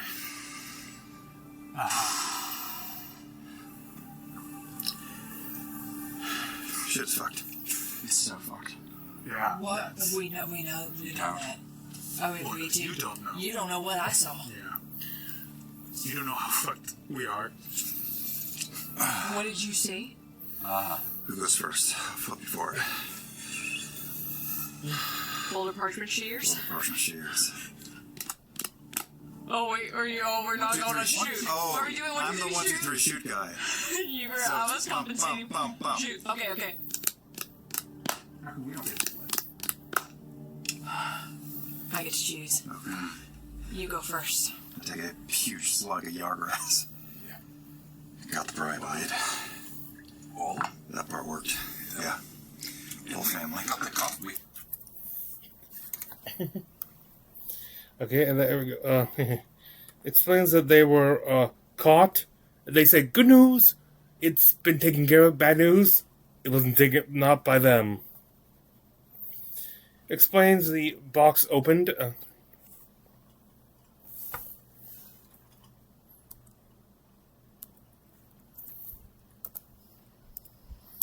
Did, and my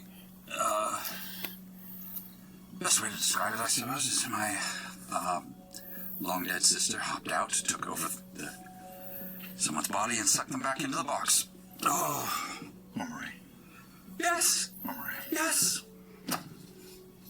Who's now in there? Which Cormoray? Daddy. The Right. Who was going to kill us, maybe, possibly. I don't know. wait, so You murdered Lady Cormoray? No, my sister did. No. is I she? had nothing to do with it. I told her not to touch the box. That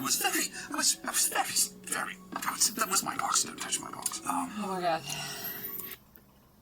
Actually, I don't remember that part. But who knew she was there? The Lady Cormoray, not the sis. Like, that's the question. Like that, they're asking those two.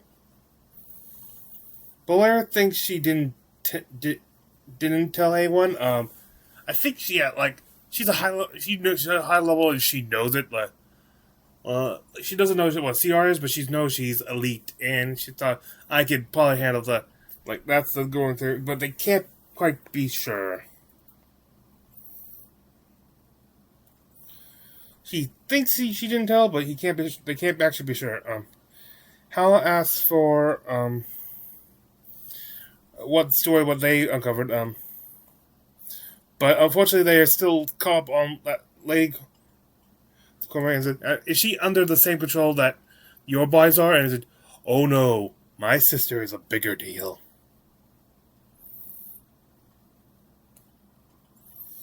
And he says, "She is the God prison." Like, God prison? Wait, what? Prison?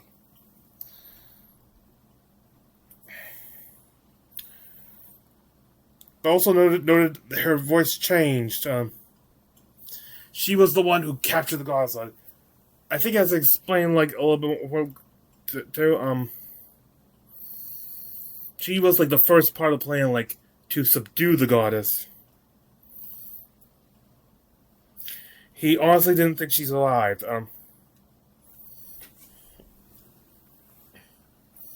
Now he's wondering because he doesn't truly remember. She swore she was destroyed and stuff, but don't remember the crack. So now he's wondering how much of his memory is true and how much is just a part of the story.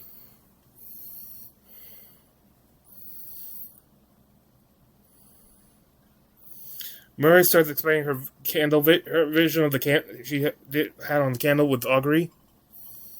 Explains that there is, in fact, a backup plan in motion. Oh dear Lord, I think I have one. And that there is, and does know that there tells them that she knows there's through augury that there's another candle out there.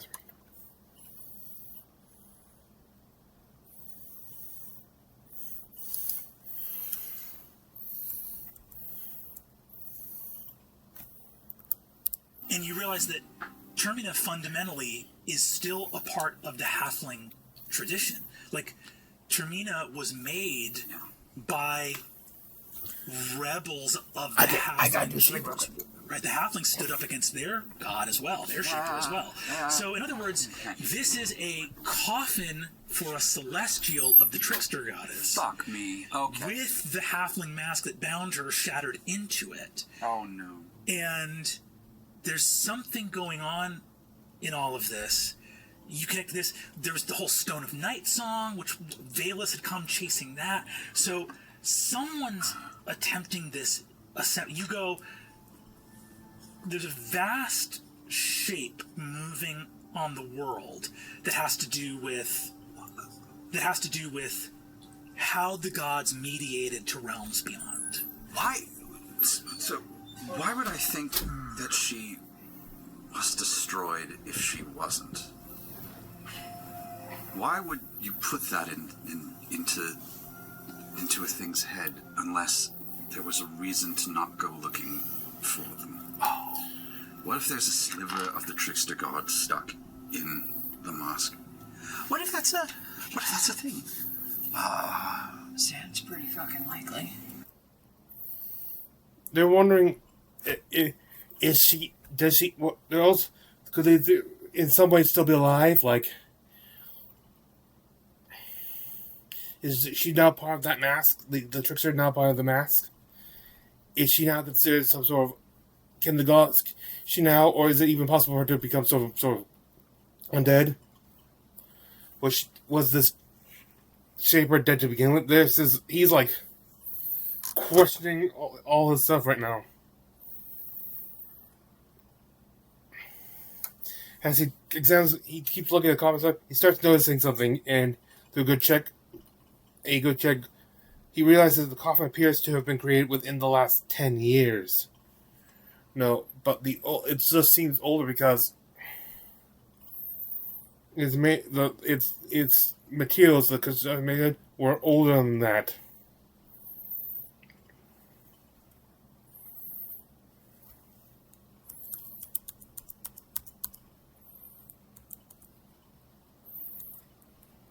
Else. This is a power play. Why would they need the sword? It's the sword, it's the candle, it's the mask, it's... Oh. You've seen an elven, one of the Stone of Night song you saw with your own eyes. You've seen this coffin of Old Balad. You have seen the you've seen the Octus Taconis, who is himself like anathema to the original intent of his house, which was to speed the passage of an afterlife. So he's actually, Octus is kind of the third in that line. And On a nat 20, you can't help but feel like you've seen a fourth. There's something in the magical signature of the coffin that feels like the hum of what Murray saw at the Hallowed Round. There is some magical connection, though you can't be sure, and I think you dwell again on those amphora, the paint that showed up from Thiazi, and what the fuck that was all about. The hour's grown late. My understanding is that you were hiding these objects at the Rookery, the old theater. Right. Yes. We're in the Rookery. This is the Rookery. I will nod my head at the three of you and walk further, deeper into the theater, and lead you back to a larger room.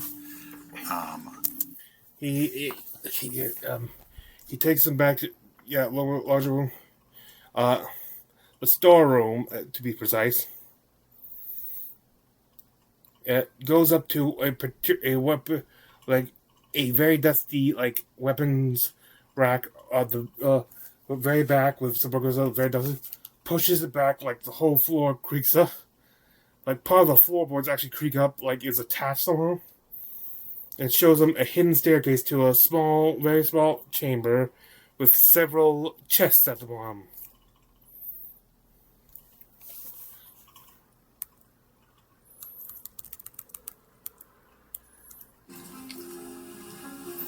That was a 23. That was 32. Sorry.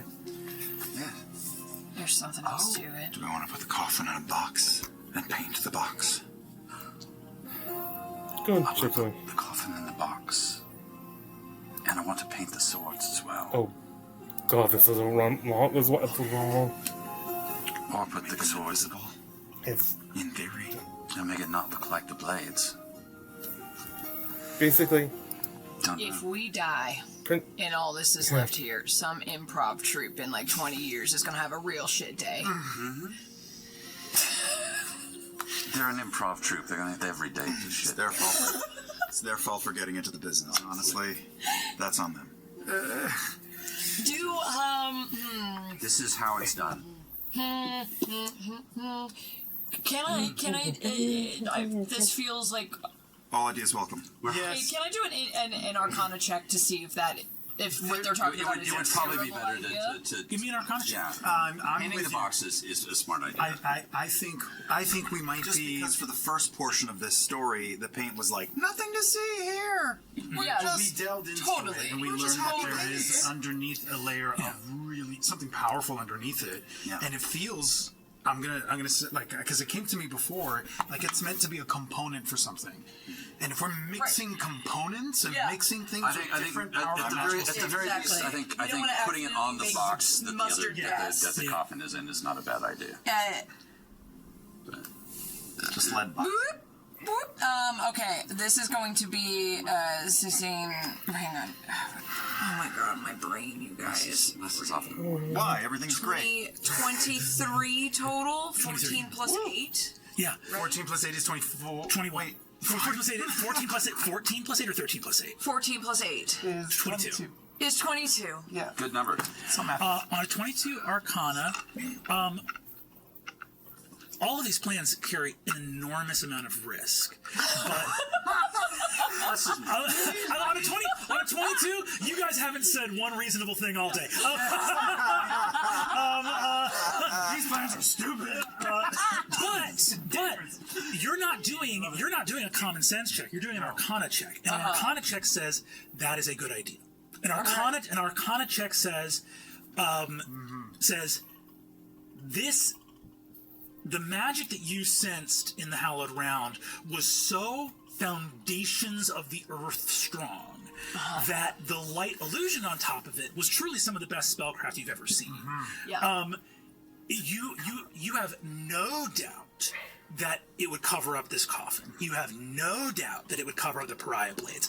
And it might even prevent them from being located with something like locate object, which is a second level spell, which if it is if someone just needs to be within 1,000 feet. So if you don't figure out some way to stop that from happening, I think it's a great idea. I don't know if it's a perfect idea. You do not have a maximum security X-Men vault. Yeah, you don't have a Faraday chamber. So like, All right, let's do some stagecraft. You don't hide antiquities. So that means you're gonna have to get in the carriage and go to the hallowed round where the paint is, essentially. Yes. You guys.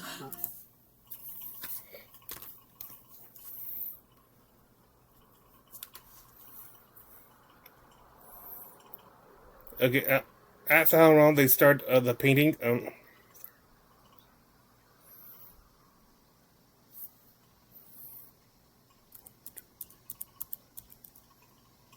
Painted to look, you get the paint and literally like gloss, and they look like stagecraft. So it's this real thing where these blades were made the most mundane and utilitarian they could be to kill gods, and have now been covered in magic stagecraft paint to look extra flashier than a normal sword. It's a McCurdy. Like, we've McCurdy'd it, if you know that story. It looks like a Nerf gun.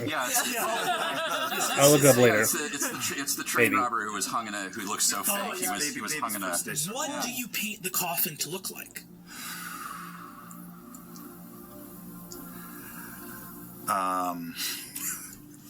Or I guess you could put it in a box and then paint the box. That's what I do, and then I paint in simple words, extra wigs.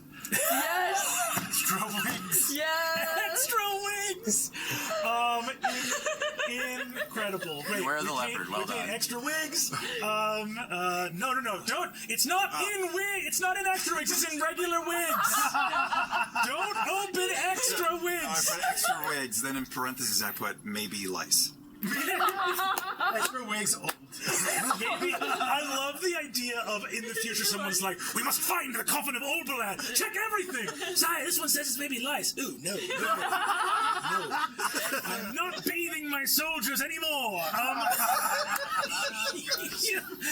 Take the handful of dust and just toss that on top of everything to give it a nice sheen, and that's it is once again 2:00 in the morning. You are covered in paint. Why does this keep happening to us? This was our easy day. This was the easy day.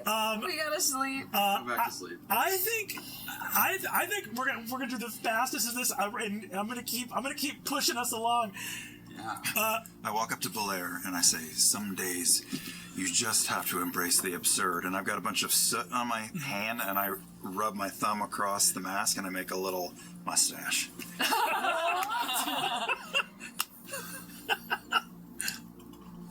I've always wanted facial hair. The next day, They decide they will not meet later that day. They'll be lying low instead, like just doing their jobs and looking at Inkl's business. Azune gives Hal heroic inspiration because he still hasn't used it.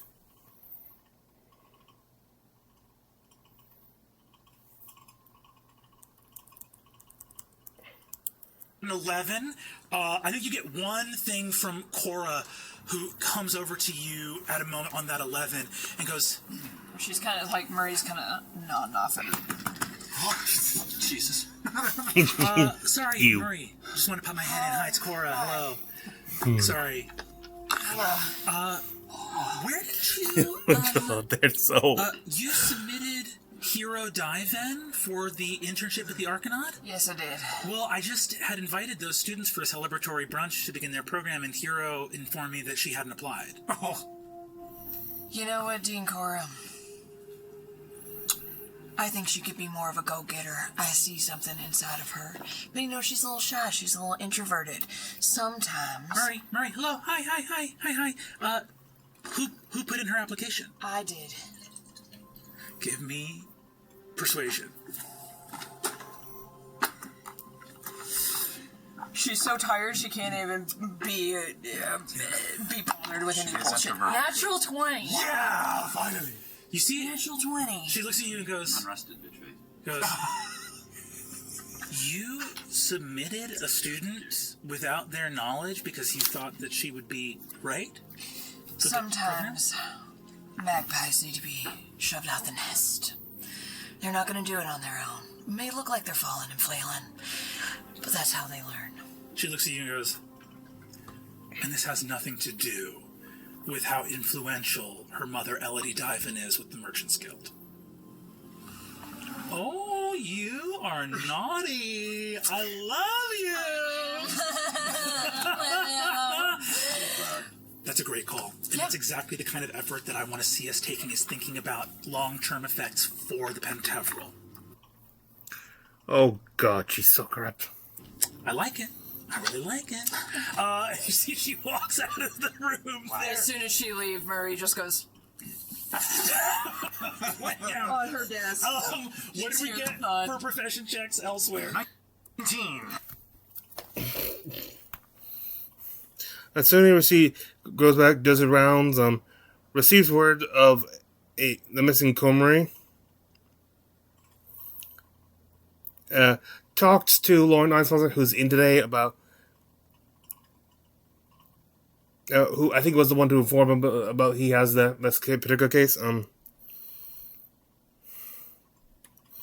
Also talks about bribes or posting a bail, unauthorized bail, I should say.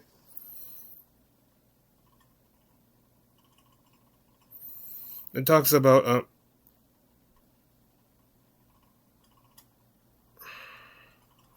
what's his name?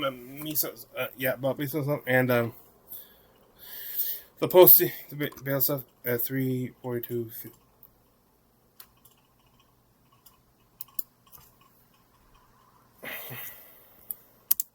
Yes. By the end of that day, you see that Ilkhafsare's desk is empty.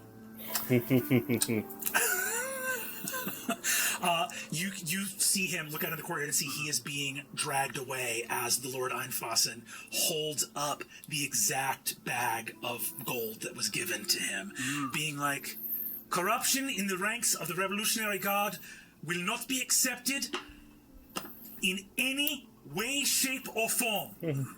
Absolute adherence to protocol will be demanded. And you see Ilkhafsare is out of there.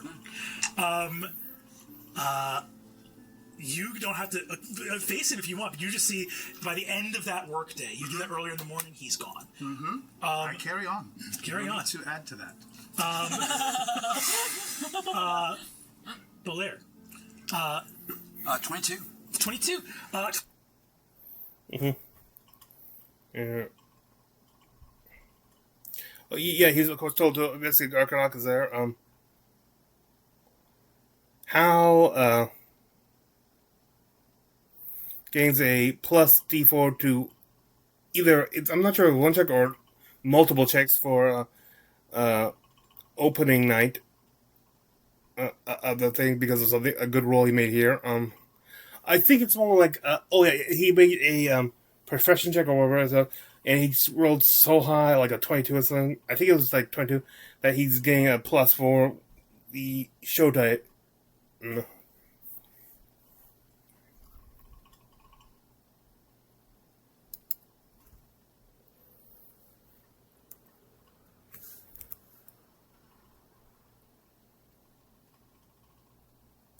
You realize that, like, that event the previous night has filled you, put a fucking pep in your step. Like, the feeling of, like, I'm alert. And you see, coming back from one of the street crews, you see Shadia comes back towards the end of that day and goes, Dad, we sold like 200 tickets today. Oh, we're ahead of schedule then. Yeah, we pulled up from yesterday. It's awesome. We had a great time. These new swords are great. And you see that she holds up and she says, we started fencing with these ones and the sound they make is awesome. Did you pull those out of the back? Yeah. Well, the old ones, because we were doing it. I got you. And the old ones, because the old ones were sort of padded. And the sound they make. Yeah, we pulled up from yesterday. And we sold like 200 tickets today. Oh, we're ahead of schedule. We pulled up from yesterday. It's awesome. We The had a reactions. great time. These new swords are great. You see that she holds up. Duh, And she says, literally we started all dancing over. with these ones, and the sound they make is awesome. Did you pull those out of the back? Yeah. Well, the old ones, because we were doing it, and the old ones, because the old ones were sort of padded, and so they didn't make like an exciting noise. But these new ones are like some flashy kind of metal, and I don't know. Every time we banged them together, everyone just paid a lot of attention. Show me. I feel. You see that? I've never felt my Irish heritage come up so much. I think my eyes are actually smiling. They clang together, and as these two pariah blades clang together, the noise that was last heard in this world when these blades struck against the titanic glaive, the massive great sword of the god of war, is heard in Kahad once more, and every orc in this place is filled with a sense of pride and vigor and joy of life as they go, "Hey! I love that sound!"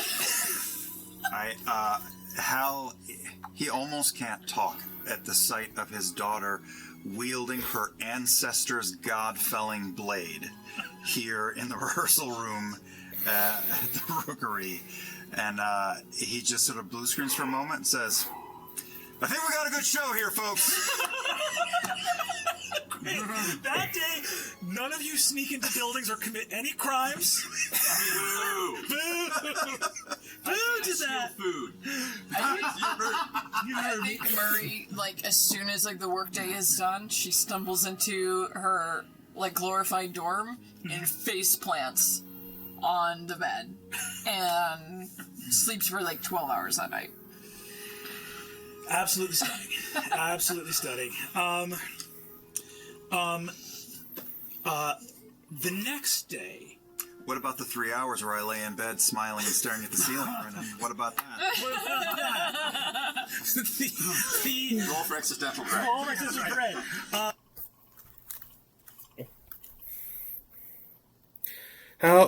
Speaking of which, he mentioned that he's currently sleeping in the theater right now because he's letting Misa use his bed there. Virtually a bachelor pad right now. Hero visits Murray and thanks her for believing her, like, because she found out she was the one who signed her up. Thinks she's like a vote of confidence.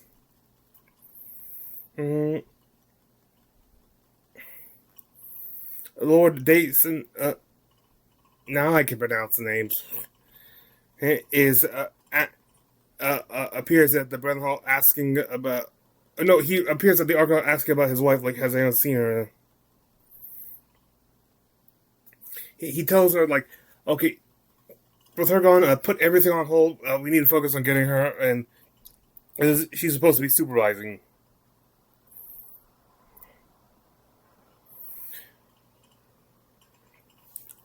Azune checks in on Grotto. The one who's recovering from the vision. He's the one they were using to implicate the girls when they were investigating Plaza de Venus.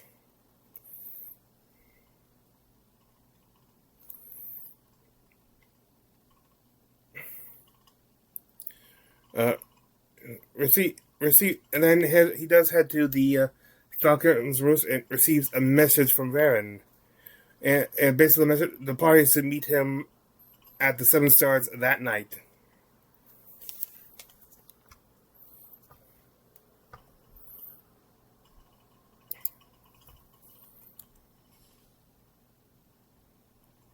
What the?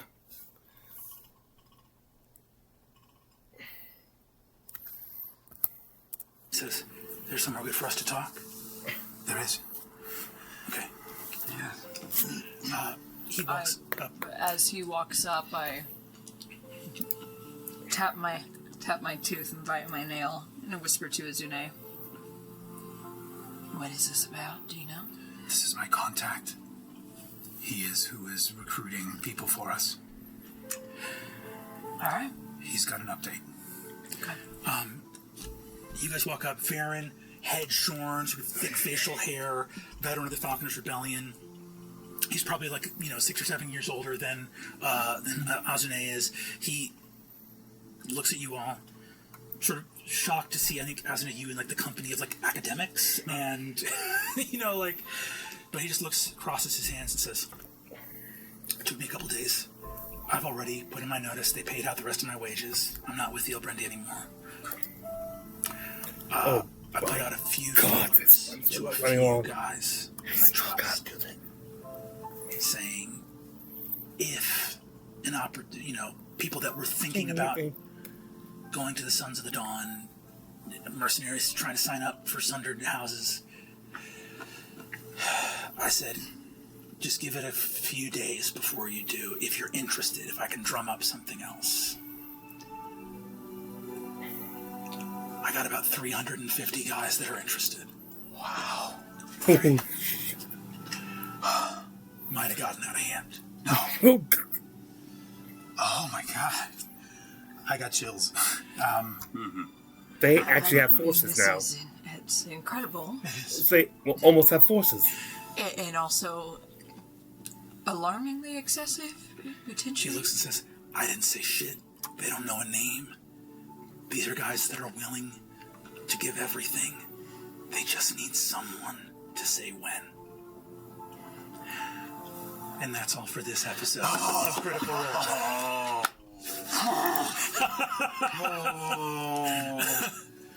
Oh boy.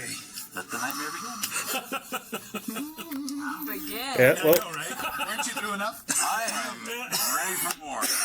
Oh, baby. Yeah. How about it, gang? That felt like being on a roller coaster with one wheel off the track. We have so much to unpack in the cooldown. I know, we certainly do. And we will. And for everybody else, the only question I can think of is one it day Thursday yet? I'll try to get the move on, but that's restricted to the Beacon app, which I think you do have to pay for. So yeah, start your free on Beacon. Start your 7-day free trial. There's only a free trial if you do have to pay for it.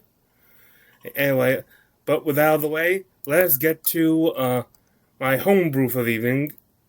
The 5.5e version of the Psy-Borg, a previously done Artificer subclass, because it feels with Lady Cormier being turned by a artifact, it felt so applicable.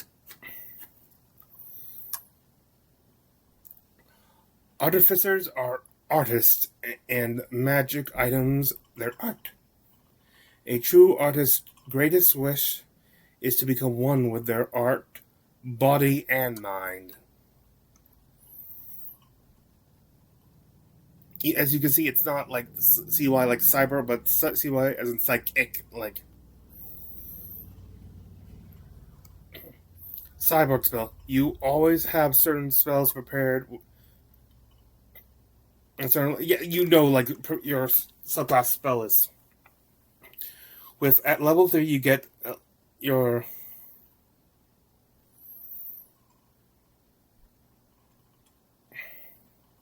Hang on, should that have been? Nope, that's only for full casters. This is a half caster. At third, you got your first level spells, Mind Sliver, and Zephyr's Strike.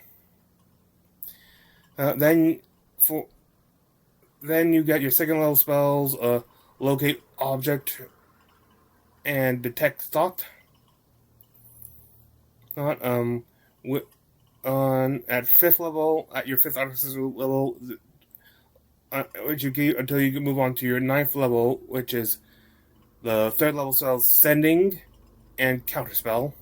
Always a good spell to have. As even though you do have to succeed at the save.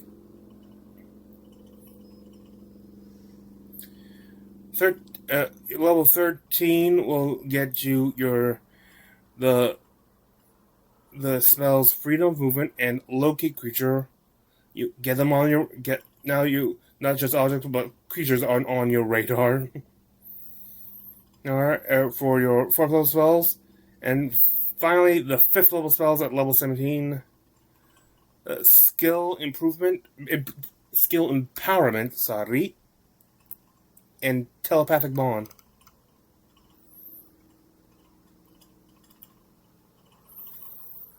I've got the updates of this stuff. I wonder if that's why it's haven't been able to post it. Like, yeah, probably not.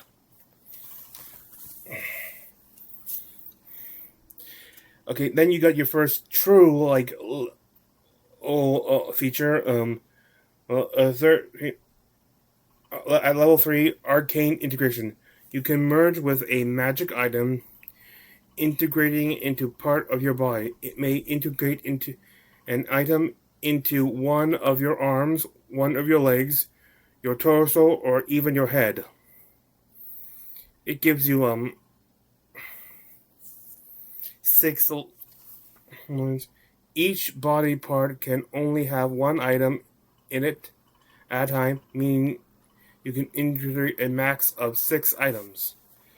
To integrate or deintegrate one item, you must take at least one long rest and make an Arcana and Medicine check. The DC 20 plus the item's rarity value. Common being like 4. Uncommon being an 8. Rare being 12. Very rare 16. And legendary 20.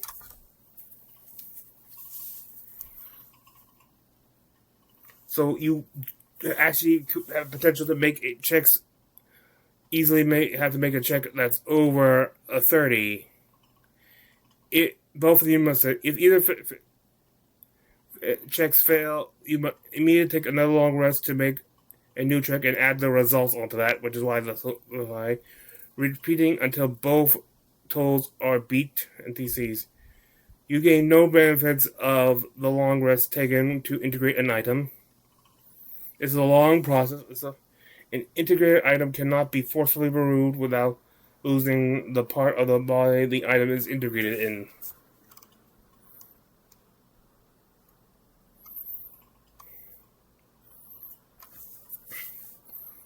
For an item to be integrated, it cannot be either an infused item, be a consumable, or limited number of use, or have a rarity value that, when divided before, then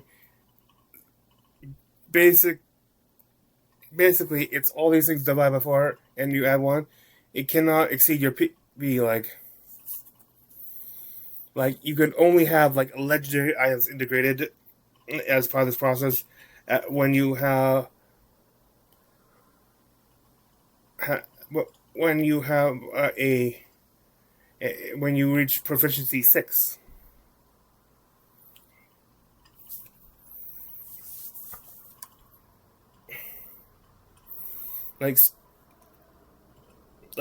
Like at base level, you can only have common items too.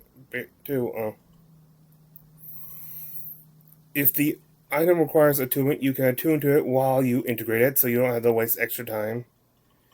And attunement slot used to attune to an integrated item can still be used to attune to a non-integrated item, but you choose which item has properties are activated.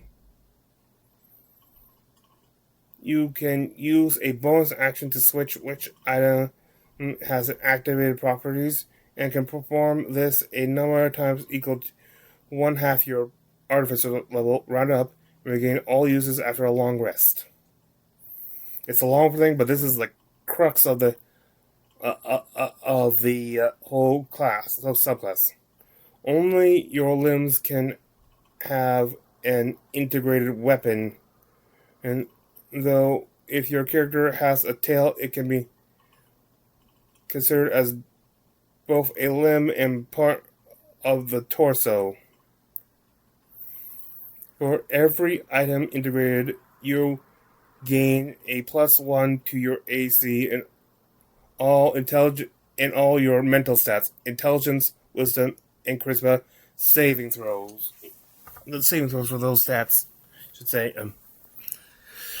Let's get on to the add-ons. At level 5, you get Psychic Systems. You can cast any of your Psy-Borg spells that do not inflict damage as rituals, which is most of these. Tech thoughts, okay. Because for some of these were already,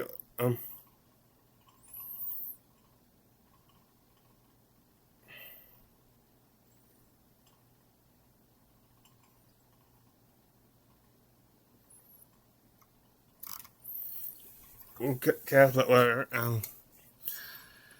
At level 9, you get Uplink Strike. Whenever you make an attack with an integrated item or an infused weapon, should the attack hit, you could deal extra psychic damage equal to the item's rarity value divided by 4 plus 1d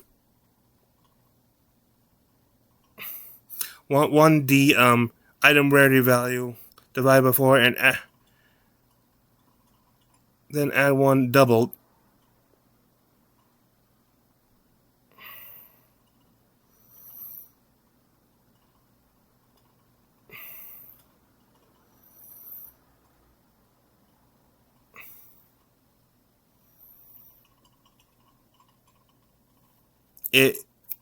I know it's weirdly worded, sorry. If you integrate an item that, if the integrator is not something you would make a normal attack with, it is considered an unarmed strike.